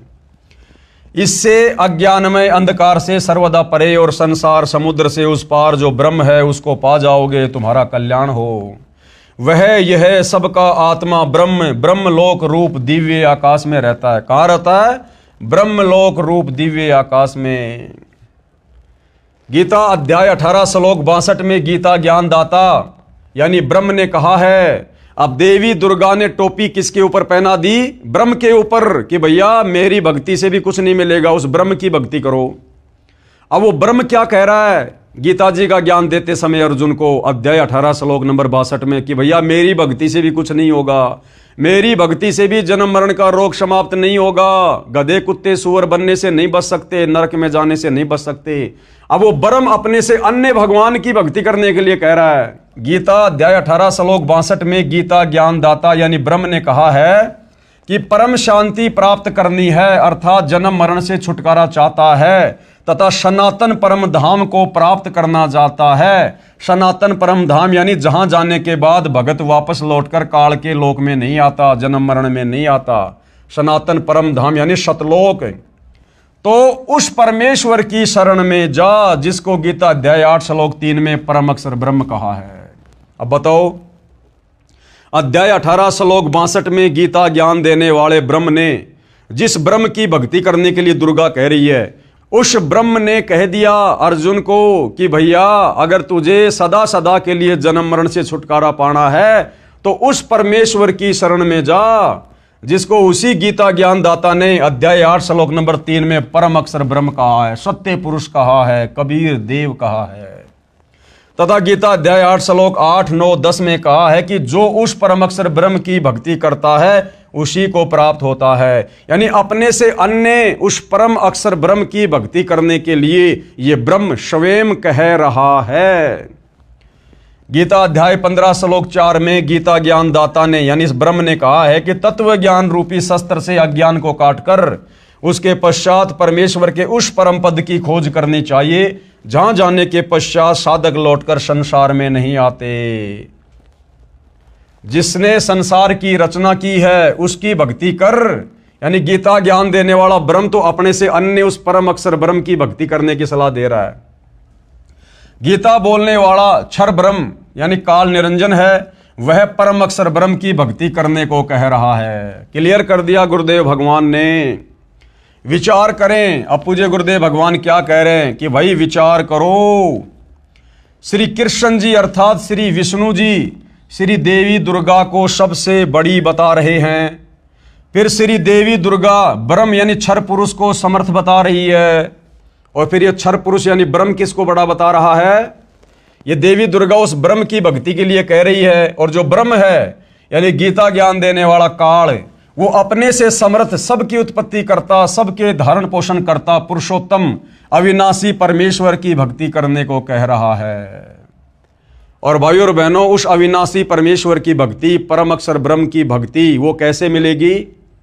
उसके लिए यही गीता का ज्ञान देने वाला ब्रह्म काल अध्याय 4 श्लोक नंबर 34 में कह रहा कि अर्जुन, उस तत्वदर्शी संत की शरण में जा, वो तुझे परम अक्षर ब्रह्म की भक्ति के विषय में तत्व ज्ञान बताएगा। और उस तत्वदर्शी संत के बताए अनुसार भक्ति साधना करने से भाई सदा सदा के लिए तेरा जन्म मरण से छुटकारा होगा, और तू उस सनातन परम धाम सतलोक में चला जाएगा, जहां जाने के बाद साधक वापस लौटकर संसार में फिर कभी नहीं आता है। तो भाइयों और बहनों, आज वही परम अक्षर ब्रह्म स्वयं तत्वदर्शी संत बनकर सतगुरु रामपाल जी के नाम से धरती पर प्रकट है। निसंदेह ये समस्त प्रमाण अपनी आंखों से देखकर आपको यकीन हो जाना चाहिए कि ऐसा निर्मल ज्ञान, ऐसा पाक साफ ज्ञान, ऐसा शुद्ध ज्ञान, ऐसा निर्णायक ज्ञान सतयुग से लेकर आज तक ना किसी ने दिया और ना आगे कोई दे पाएगा। तो पहचानने में भाई बहनों को देरी नहीं करनी चाहिए कि सतगुरु रामपाल जी क्या परम शक्ति है। और यदि इनकी शरण में आकर सत्य साधना नहीं की तो युगों युगों फिर इस काल ब्रह्म के जाल में फंसे रहेंगे, और इसी प्रकार से गधे कुत्ते सुअर के शरीर भोगते रहेंगे, नरक में कष्ट उठाते रहेंगे। इससे सिद्ध हुआ कि हिंदू गुरु साहिबानों को अपने सदग्रंथों का ही ज्ञान नहीं है। जिस अध्यापक को अपने पाठ्यक्रम की पुस्तकों का ही ज्ञान नहीं है तो वह विद्यार्थियों का भविष्य खराब कर रहा है। यानी हमारे धर्म गुरुओं को हिंदू धर्मशास्त्रों का ज्ञान नहीं है तो हिंदू समाज के आम जनों का भविष्य बर्बाद कर रहे हैं, उनसे बचना चाहिए। आगे क्या कह रहे हैं गुरुदेव? पेश है संक्षिप्त श्रीमद् देवी भागवत के 7वें स्कंद के अध्याय 36 के पेज 573 और 574 की फोटोकॉपी। यानी हर चीज का गुरुदेव भगवान हमें प्रमाण दे रहे हैं। अब ये देवी दुर्गा और राजा हिमालय की बातचीत जो आपने अभी मौखिक रूप से पढ़ी देखी, अब गुरुदेव भगवान इस देवी भागवत पुराण से दिखा रहे हैं। देवी के द्वारा हिमालय को ज्ञानोपदेश, ब्रह्म स्वरूप का वर्णन, यानी अपने से ऊपर उस ब्रह्म साधना के लिए देवी क्या कह रही है? श्री देवी जी कहने लगी, पर्वतराज, इस प्रकार योग युक्त होकर मुझ ब्रह्म स्वरूपा देवी का ध्यान करें। ये ध्यान आसन पर भली भांति बैठकर अहेतु की भक्ति के साथ करना चाहिए। उस ब्रह्म का क्या स्वरूप है ये बतलाया जाता है। यानी पहले तो ये अपनी साधना बता रही है, फिर आगे कह रही है कि और सब बातों को छोड़ दे, यानी मेरी भक्ति साधना को भी छोड़ दे। और क्या कर? यह बतलाया जाता है जो प्रकाश स्वरूप सबके अत्यंत समीप में स्थित हृदय रूप गुहा में स्थित होने के कारण गुहाचर नाम से प्रसिद्ध और महान पद अर्थात परंपराएं है। जितने भी चेष्टा करने वाले, श्वास लेने वाले, आंखों को खोलने मूंदने वाले प्राणी हैं, सब उस ब्रह्म में ही समर्पित हैं, उसी में स्थित हैं। सत असत सब कुछ वही है, वही सबके द्वारा वर्ण करने योग्य सर्वोत्कृष्ट है, यानी उसी की पूजा करनी चाहिए। वह समस्त प्रजा के ज्ञान से परे है, अर्थात किसी की बुद्धि में आने वाला नहीं है। ये तुम जानो, जो परम प्रकाश रूप है, जो सूक्ष्म से भी अत्यंत सूक्ष्म है, जिसमें संपूर्ण लोक और उन लोकों में निवास करने वाले प्राणी स्थित हैं। पढ़ते जाइए। 7वां स्कंद है संक्षिप्त देवी भागवत। ये अक्षर ब्रह्म है, वही सबके प्राण है, वही सबकी वाणी है और वही सबके मन है। वह यह परम सत्य और अमृत अविनाशी तत्व है। सौम्य, उस वेदने योग्य लक्ष्य का तुम वेदन करो, मन लगाकर उसमें तन्मय हो जाओ। सौम्य, उपनिषद में कथित महान अस्त्र रूप धनुष लेकर उस पर उपासना द्वारा तीक्ष्ण किया हुआ बाण संधान करो और फिर भावानुगत चित्त द्वारा उस बाण को खींचकर उस अक्षर रूप ब्रह्म को ही लक्ष्य बनाकर वेदन करो। प्रणव ओम धनुष है, जीवात्मा बाण है और ब्रह्म को उसका लक्ष्य कहा जाता है। परमाद रहित अत्यंत तत्परता से साधन संलग्न होकर उसका वेदन करना चाहिए और बाण के समान उसमें तन्मय हो जाना चाहिए। जिस ब्रह्म में स्वर्ग पृथ्वी अंतरिक्ष, स्वर्ग और पृथ्वी के बीच का आकाश संपूर्ण प्राणों के सहित इंद्रिय युक्त मन बुद्धि स्वरूप अंतःकरण ओतप्रोत हैं, उस एकमात्र परमात्मा को ही जाने, दूसरी सब बातों को छोड़ दे। दुर्गा कह रही है कि मेरी भक्ति को भी छोड़ दो, उस ब्रह्म की साधना करो। क्या कह रही है दुर्गा? उस एकमात्र परमात्मा को ही जाने, दूसरी सब बातों को छोड़ दें। यही अमृत रूप परमात्मा के पास पहुंचाने वाला पुल है। संसार समुद्र से पार होकर अमृत स्वरूप परमात्मा को प्राप्त करने का यही सुलभ साधन है। इस आत्मा का ओम के जप के साथ ध्यान करो। ओम नाम किसका? इस ब्रह्म का, काल का।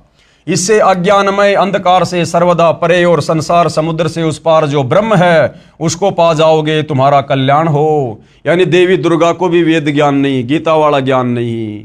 अगर होता तो ये कभी भी ब्रह्म साधना करने की सलाह नहीं देती, क्योंकि ब्रह्म तो गीता जी में खुद अपनी साधना को अध्याय 7 श्लोक नंबर 18 में अनुत्तम यानी घटिया बता रहा है और अपने से अन्य किसी और भगवान की शरण में जाने को कह रहा है। तो भाइयों और बहनों, भक्ति और भगवान के नाम पर, अध्यात्म के नाम पर, सत भक्ति के नाम पर सब लोग डामाडोल हैं, सब डामाडोल हैं। श्रीमद् देवी भागवत श्री देवी पुराण के 7वें स्कंद के अध्याय 36 पेज 573-74 के इस उल्लेख से स्पष्ट है कि श्री देवी जी ने अपनी व अन्य सबकी साधना त्याग कर ब्रह्म की साधना करने को कहा है। किसकी साधना करने को कहा है? ब्रह्म की साधना। अब हिंदू गुरुजन कहते हैं कि श्रीमद् भगवत गीता का ज्ञान श्री कृष्ण जी अर्थात श्री विष्णु जी ने अर्जुन को बताया। यह भी इनकी झूठ है। वास्तव में श्रीमद् भगवत गीता का ज्ञान श्री कृष्ण में प्रवेश करके ब्रह्म यानी काल ने कहा है। ब्रह्म ने यानी गीता ज्ञानदाता ने गीता अध्याय 18 श्लोक 46, 61, 62 व 66 में, गीता अध्याय 15 श्लोक 17 में, गीता अध्याय 2 श्लोक 17 में तथा गीता अध्याय 8 श्लोक 3, 8, 9 तथा 10 में अपने से अन्य परमेश्वर यानी परम अक्षर ब्रह्म की भक्ति करने, उसकी शरण में जाने को कहा है। उसी को परमात्मा सबका धारण पोषण करने वाला अविनाशी परमेश्वर व पुरुषोत्तम कहा है। पढ़ें ये फोटोकॉपी गीता अध्याय 18 श्लोक 62 की, जो कि जय दयाल गोविंदका द्वारा अनुवादित है तथा भारत की प्रसिद्ध गीता प्रेस गोरखपुर से प्रकाशित व मुद्रित है। अब देखिएगा भाइयों और बहनों, ये ब्रह्म यानी ये काल ब्रह्म जिसने गीता जी का ज्ञान दिया है, ये अपने से अन्य गीता अध्याय 18 श्लोक नंबर 62 में किस परमेश्वर की शरण में जाने के लिए कह रहा है। अगर ये गीता ज्ञान देने वाला ही सर्वश्रेष्ठ परमात्मा होता, परमेश्वर होता, इसके पास मुक्ति का मार्ग होता, तो भला क्यों अपने से अन्य किसी और भगवान की शरण में जाने की सलाह अर्जुन को देगा। गीता अध्याय 18 श्लोक 62 की फोटोकॉपी, इसमें क्या बताया जा रहा है? तम एवं शरणम गच्छ सर्वे भावेन भारत तत्प्रसादात पराम शांतिम स्थानम प्रापेशी शाश्वतम। हे भारत यानी हे अर्जुन, तू सब प्रकार से यानी और सब साधनाओं को छोड़कर और सब भक्ति को छोड़कर उस परमेश्वर की ही शरण में जा।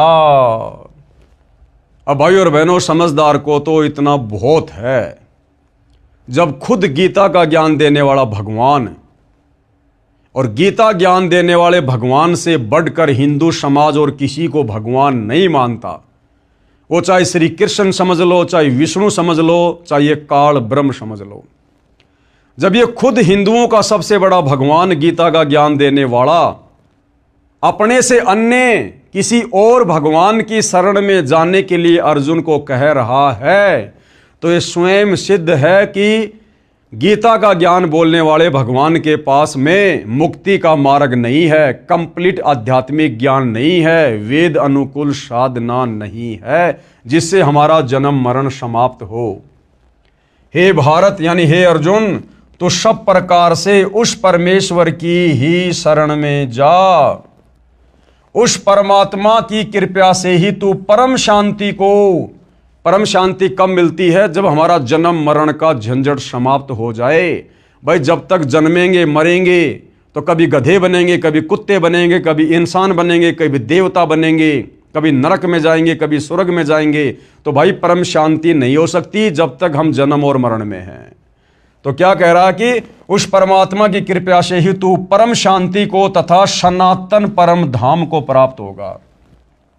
अगर इस काल का वो ब्रह्मलोक सनातन परम धाम होता तो यहां पर उस परमात्मा के परम धाम में जाने की सलाह नहीं देता। तो सनातन परम धाम का मतलब होता है जिस लोक का कभी भी विनाश नहीं होता है, कभी भी वहां प्रलय महाप्रलय नहीं होती है, और वहां के जीव कभी भी मरते नहीं हैं, विनाश नहीं होता है। इतना क्लियर कर दिया भाई और बहनों।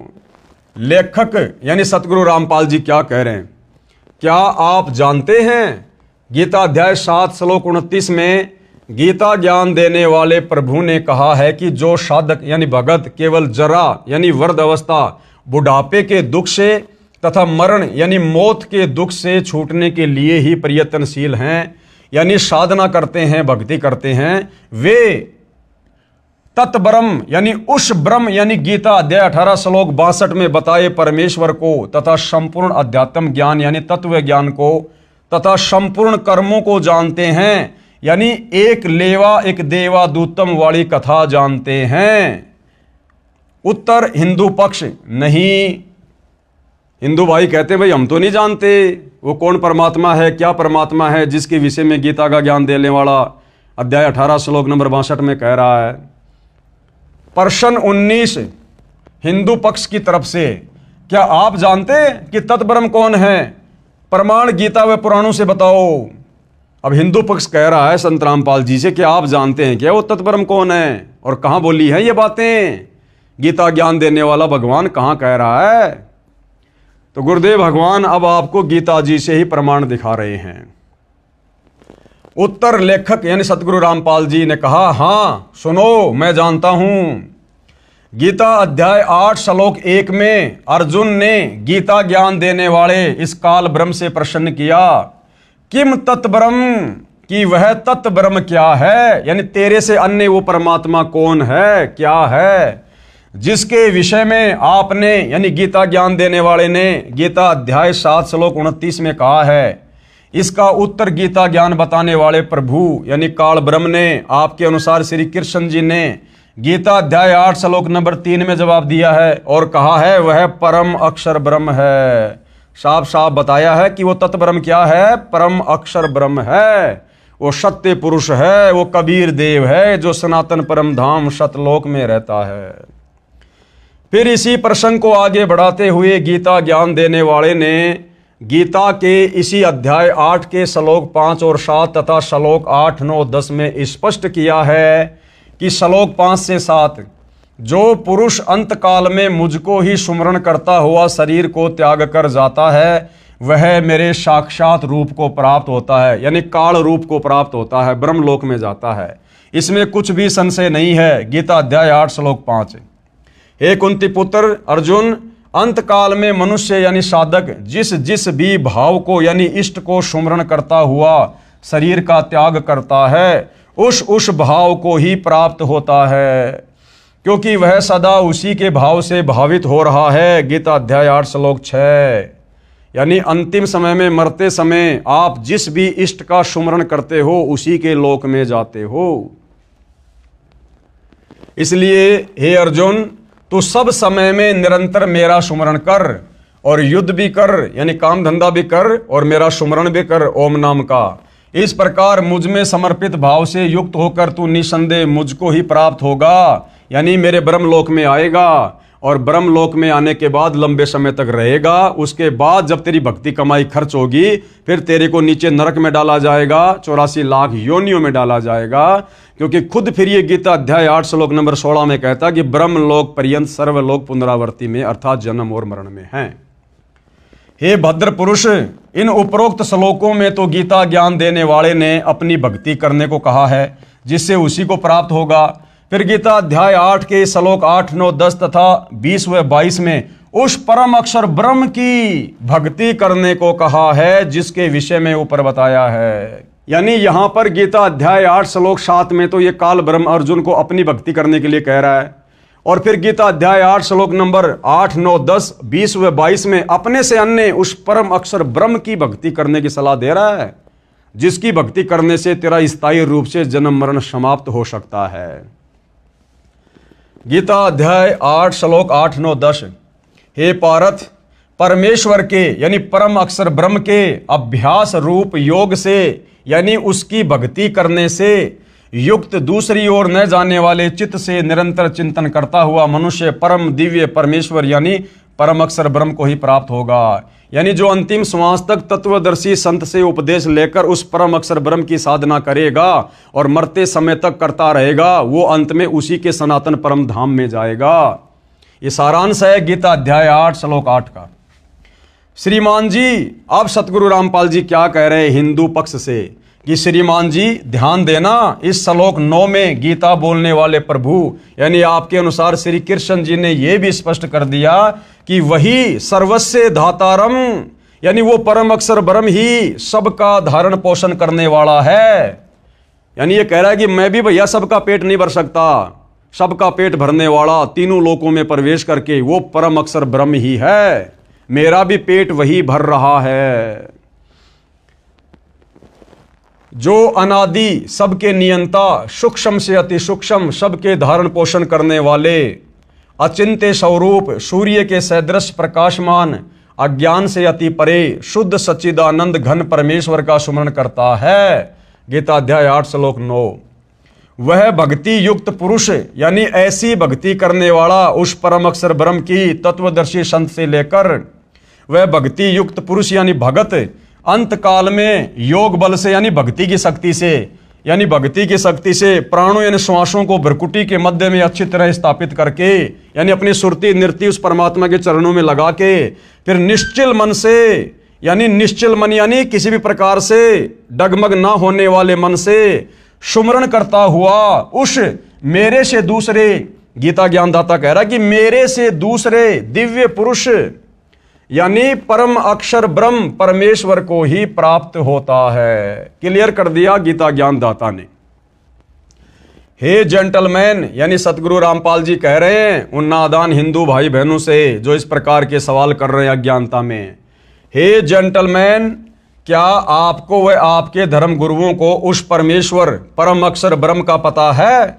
वह कौन है जिसकी शरण में जाने से परम शांति तथा सनातन परम धाम सतलोक प्राप्त होता है? तो जेंटलमैन ने क्या कहा, कभी सुना ही नहीं, गीता रोज पढ़ता हूं, आज आंखें खुली हैं।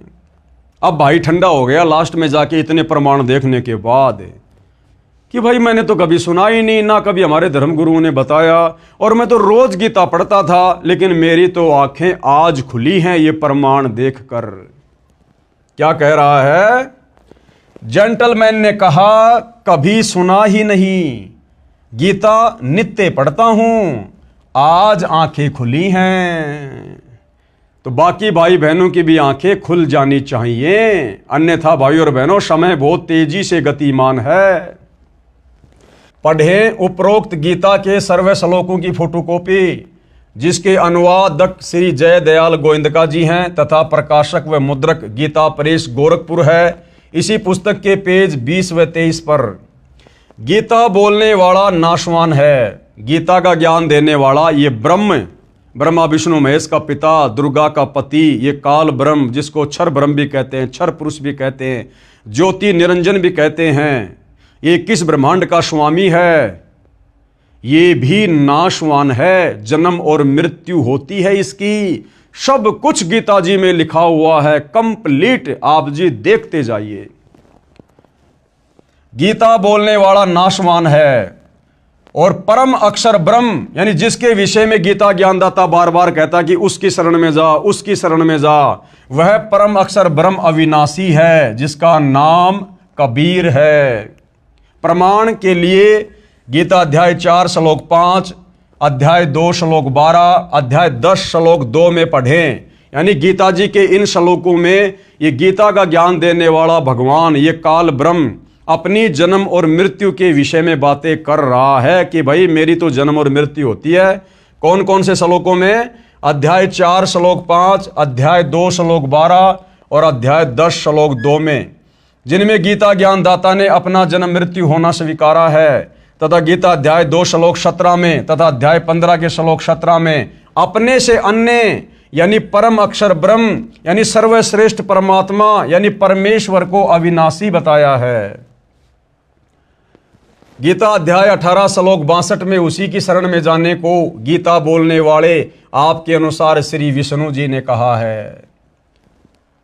कृपया पढ़ें फोटोकॉपी उपरोक्त श्लोकों की इसी पुस्तक के पेज नंबर 24 और 25 पर, यानी पहले आप जी देख चुके हैं, पढ़ चुके हैं, वीडियो दोबारा से देख सकते हैं। भ्रम निवारण गीता अध्याय 15 श्लोक 18 में गीता ज्ञानदाता ने बताया है कि मैं लोकवेद यानी दंत कथा के आधार से पुरुषोत्तम प्रसिद्ध हूं, क्योंकि मैं अपने अंतर्गत सब प्राणियों से उत्तम हूं। गीता अध्याय 15 श्लोक नंबर 18 में ये अपने आप को पुरुषोत्तम कहता है।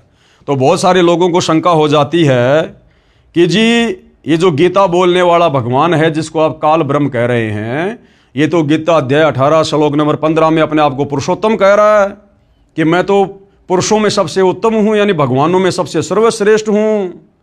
तो गुरुदेव भगवान कह रहे हैं कि भैया थोड़ा समझने की कोशिश करो, ये अपने आप को पुरुषोत्तम क्यों कह रहा है? अगर ये वास्तव में पुरुषोत्तम होता तो अपने से अन्य किसी और भगवान की शरण में जाने को नहीं कहता।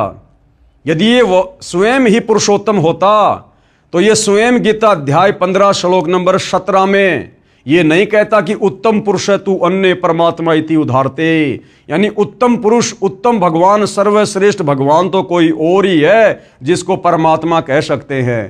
तो गीता अध्याय 15 श्लोक नंबर 18 में जो ये अपने विषय में पुरुषोत्तम कह रहा है, क्यों कह रहा है? ये कह रहा है कि मैं तो लोक वेद के आधार से पुरुषोत्तम बना हुआ हूं।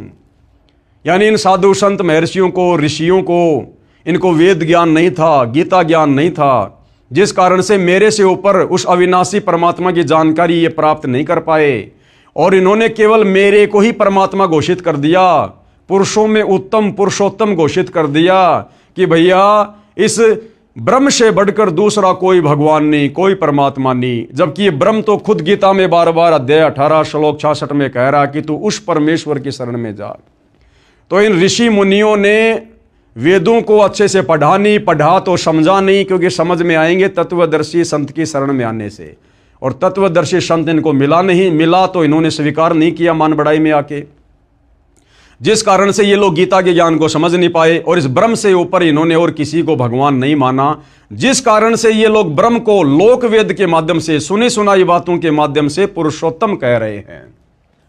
भ्रम निवारण गीता अध्याय 15 श्लोक 18 में गीता ज्ञानदाता ने बताया है कि मैं लोक वेद यानी दंत कथा के आधार से पुरुषोत्तम प्रसिद्ध हूं, क्योंकि मैं अपने अंतर्गत सब प्राणियों से उत्तम हूं, क्योंकि ये 21 ब्रह्मांड का राजा है, और ये बाकी जितने भी प्राणी हैं, देवी दुर्गा, ब्रह्मा विष्णु महेश, 33 करोड़ देवी देवता, 88,000 ऋषि, 9 नाथ 84 सिद्ध, बाकी यहाँ के छोटे मोटे गुरुजन, आचार्य, शंकराचार्य, ये सब इस काल के अंतर्गत हैं 21 ब्रह्मांड में। इसलिए लोक वेद के आधार से, दंत कथा के आधार से, गीता और वेदों का संपूर्ण ज्ञान ना होने की वजह से हमारे धर्मगुरुओं ने इस ब्रह्म से ऊपर किसी को जाना नहीं, पहचाना नहीं, गीता को समझ नहीं पाए। इस कारण से हमारे ऋषि मुनियों ने, धर्मगुरुओं ने इस ब्रह्म को ही पुरुषोत्तम घोषित कर दिया। तो ये गीता ज्ञानदाता कह रहा है कि भैया मैं पुरुषोत्तम नहीं हूं। मैंने तो गीता अध्याय 15 श्लोक नंबर 17 में बता दिया कि उत्तम पुरुष तू अन्य परमात्मा इति उधारते, ये लोक तरम अवश्य विभर्ति अवय ईश्वर है, कि भाई उत्तम परमेश्वर, उत्तम परमात्मा, उत्तम पुरुष, सर्वश्रेष्ठ भगवान तो मेरे से अन्य है, जो परम अक्षर ब्रह्म है, जो सनातन परम धाम में रहता है।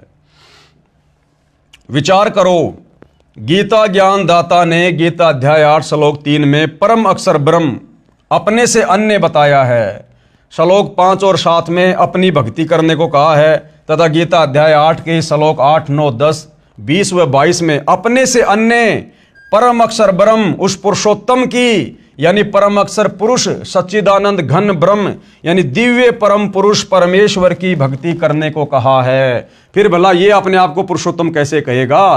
पुरुषोत्तम तो इसको हमारे ज्ञानहीन धर्म गुरुओं ने मान रखा है। गीता अध्याय 8 श्लोक 9 में भी उसी को सबका धारण पोषण करने वाला बताया है। इसी प्रकार गीता अध्याय 15 श्लोक 17 में अपने से अन्य परम अक्षर पुरुष को पुरुषोत्तम कहा है। उसी को सबका धारण पोषण करने वाला अविनाशी कहा है। फिर गीता अध्याय 15 श्लोक 18 में अपनी स्थिति बताई है कि मैं तो लोक वेद यानी सुनी सुनाई बातों दंत कथाओं के आधार से पुरुषोत्तम प्रसिद्ध हूं। वास्तव में पुरुषोत्तम तो ऊपर गीता अध्याय 15 श्लोक 17 में बता दिया कि वो परम अक्षर ब्रह्म है, जो तीनों लोकों में प्रवेश करके सबका धारण पोषण करता है, जो सतलोक में रहता है। कबीर देव कुछ एक व्यक्ति श्लोक 18 को पढ़कर कहते हैं कि देखो, गीता ज्ञान देने वाला अपने को पुरुषोत्तम कह रहा है, इससे अन्य कोई पुरुषोत्तम नहीं है। उसकी मूर्ख सोच का उत्तर ऊपर स्पष्ट कर दिया है। तो गुरुदेव कहते हैं जो लोग इस प्रकार से गीता के ज्ञान को अच्छे से ना समझकर इस काल ब्रह्म को ही पुरुषोत्तम मान के बैठे हैं, गुरुदेव कह रहे हैं कि ऊपर के श्लोकों में उनकी सारी शंकाओं का समाधान कर दिया है कि ये काल ब्रह्म तो हमारे ज्ञानहीन धर्म गुरुओं की नादानी के कारण सुनी सुनाई बातें और लोकवेद दंत कथाओं के आधार से पुरुषोत्तम बना हुआ है, जबकि ये पुरुषोत्तम नहीं है। पुरुषोत्तम तो परम अक्षर ब्रह्म है। और भाइयों और बहनों, निसंदेह वह परम अक्षर ब्रह्म वर्तमान में तत्वदर्शी संत की भूमिका में सतगुरु रामपाल जी के नाम से धरती पर प्रकट है। अन्यथा भाइयों और बहनों, इतना क्लियर इन धर्मशास्त्रों को सतयुग से लेकर आज तक किसी ने किया। ब्रह्मा जी ने भी क्लियर नहीं किया, विष्णु जी ने भी क्लियर नहीं किया। शंकर जी तो बेचारा तपस्वी है, वो तो ध्यान लगा के बैठा रहता है, उसको कहाँ से वेदों का ज्ञान होगा। और जब इन तीनों देवताओं को वेदों का ज्ञान नहीं है तो बाकी सभी तीनों देवताओं के अंतर्गत हैं। फिर इस धरती के तपस्वियों को, मुनियों को, ऋषियों को, आचार्य शंकराचार्यों को भला कहाँ से वेद ज्ञान, कहाँ से गीता ज्ञान होगा। तो भाइयों और बहनों, इस तत्वदर्शी संत की यानी सतगुरु रामपाल जी के द्वारा बताई गई साधना के अभाव में सतयुग से लेकर वर्तमान समय तक हमारे ये बड़े बड़े ऋषि मुनि महात्मा संत ये 184 योनियों में गोते खा रहे हैं। ये अपनी झूठी महिमा करके, वेद विरुद्ध साधना करके, तपस्या करके, समाधि लगा के, किसी को लाभ देके, किसी को श्राप देके दुनिया में झूठी महिमा बना के बैठे हुए थे। अब सतगुरु रामपाल जी ने आकर एडी से लेकर चोटी तक यानी एक छोटे से धर्मगुरु से लेकर और 21 ब्रह्मांड के स्वामी ज्योति निरंजन काल ब्रह्म तक की पोल पट्टी प्रमाणों के साथ हमारे ही पवित्र सदग्रंथों को दिखा दिखाकर खोल दी है। अब भी अगर कोई हिंदू धर्म से जुड़ा हुआ भाई बहन नहीं समझेगा तो भाई फिर धिक्कार है उसके जीवन को। और अभी तो शुरुआत है भाइयों और बहनों, और अभी तो इसके ऊपर तकरीबन 30-40 वीडियो बनेंगे, सब कुछ क्लियर करवा देंगे सतगुरु रामपाल जी परमेश्वर भक्ति चाहने वाली आत्माओं के लिए। बाकी जिसने भक्ति करनी ही नहीं है, जिसको प्रेत पितृ भूतों की योनि में जाना है, जिसको नरक भोगना है, भाई उनके आगे तो फिर भैंस के आगे बीन बजाने जैसा है। बाकी जो नेक आत्मा होंगी, अच्छी आत्मा होंगी, परमात्मा चाहने वाली आत्मा होंगी, वो तो संकेत को ही समझ जाएंगी और अपनी दिशा को तुरंत सतगुरु रामपाल जी से उपदेश लेकर चेंज कर देंगी। तो भाई और बहनों, आज के वीडियो में केवल इतना ही। कल फिर परमेश्वर दया करेंगे, सभी के समक्ष उपस्थित होंगे। तब तक पूज्य गुरुदेव भगवान हम सबको आज्ञा दे, आशीर्वाद दे, हमारा मार्गदर्शन करे। बंदी छोड़ सतगुरु रामपाल जी परमेश्वर जी की जय हो।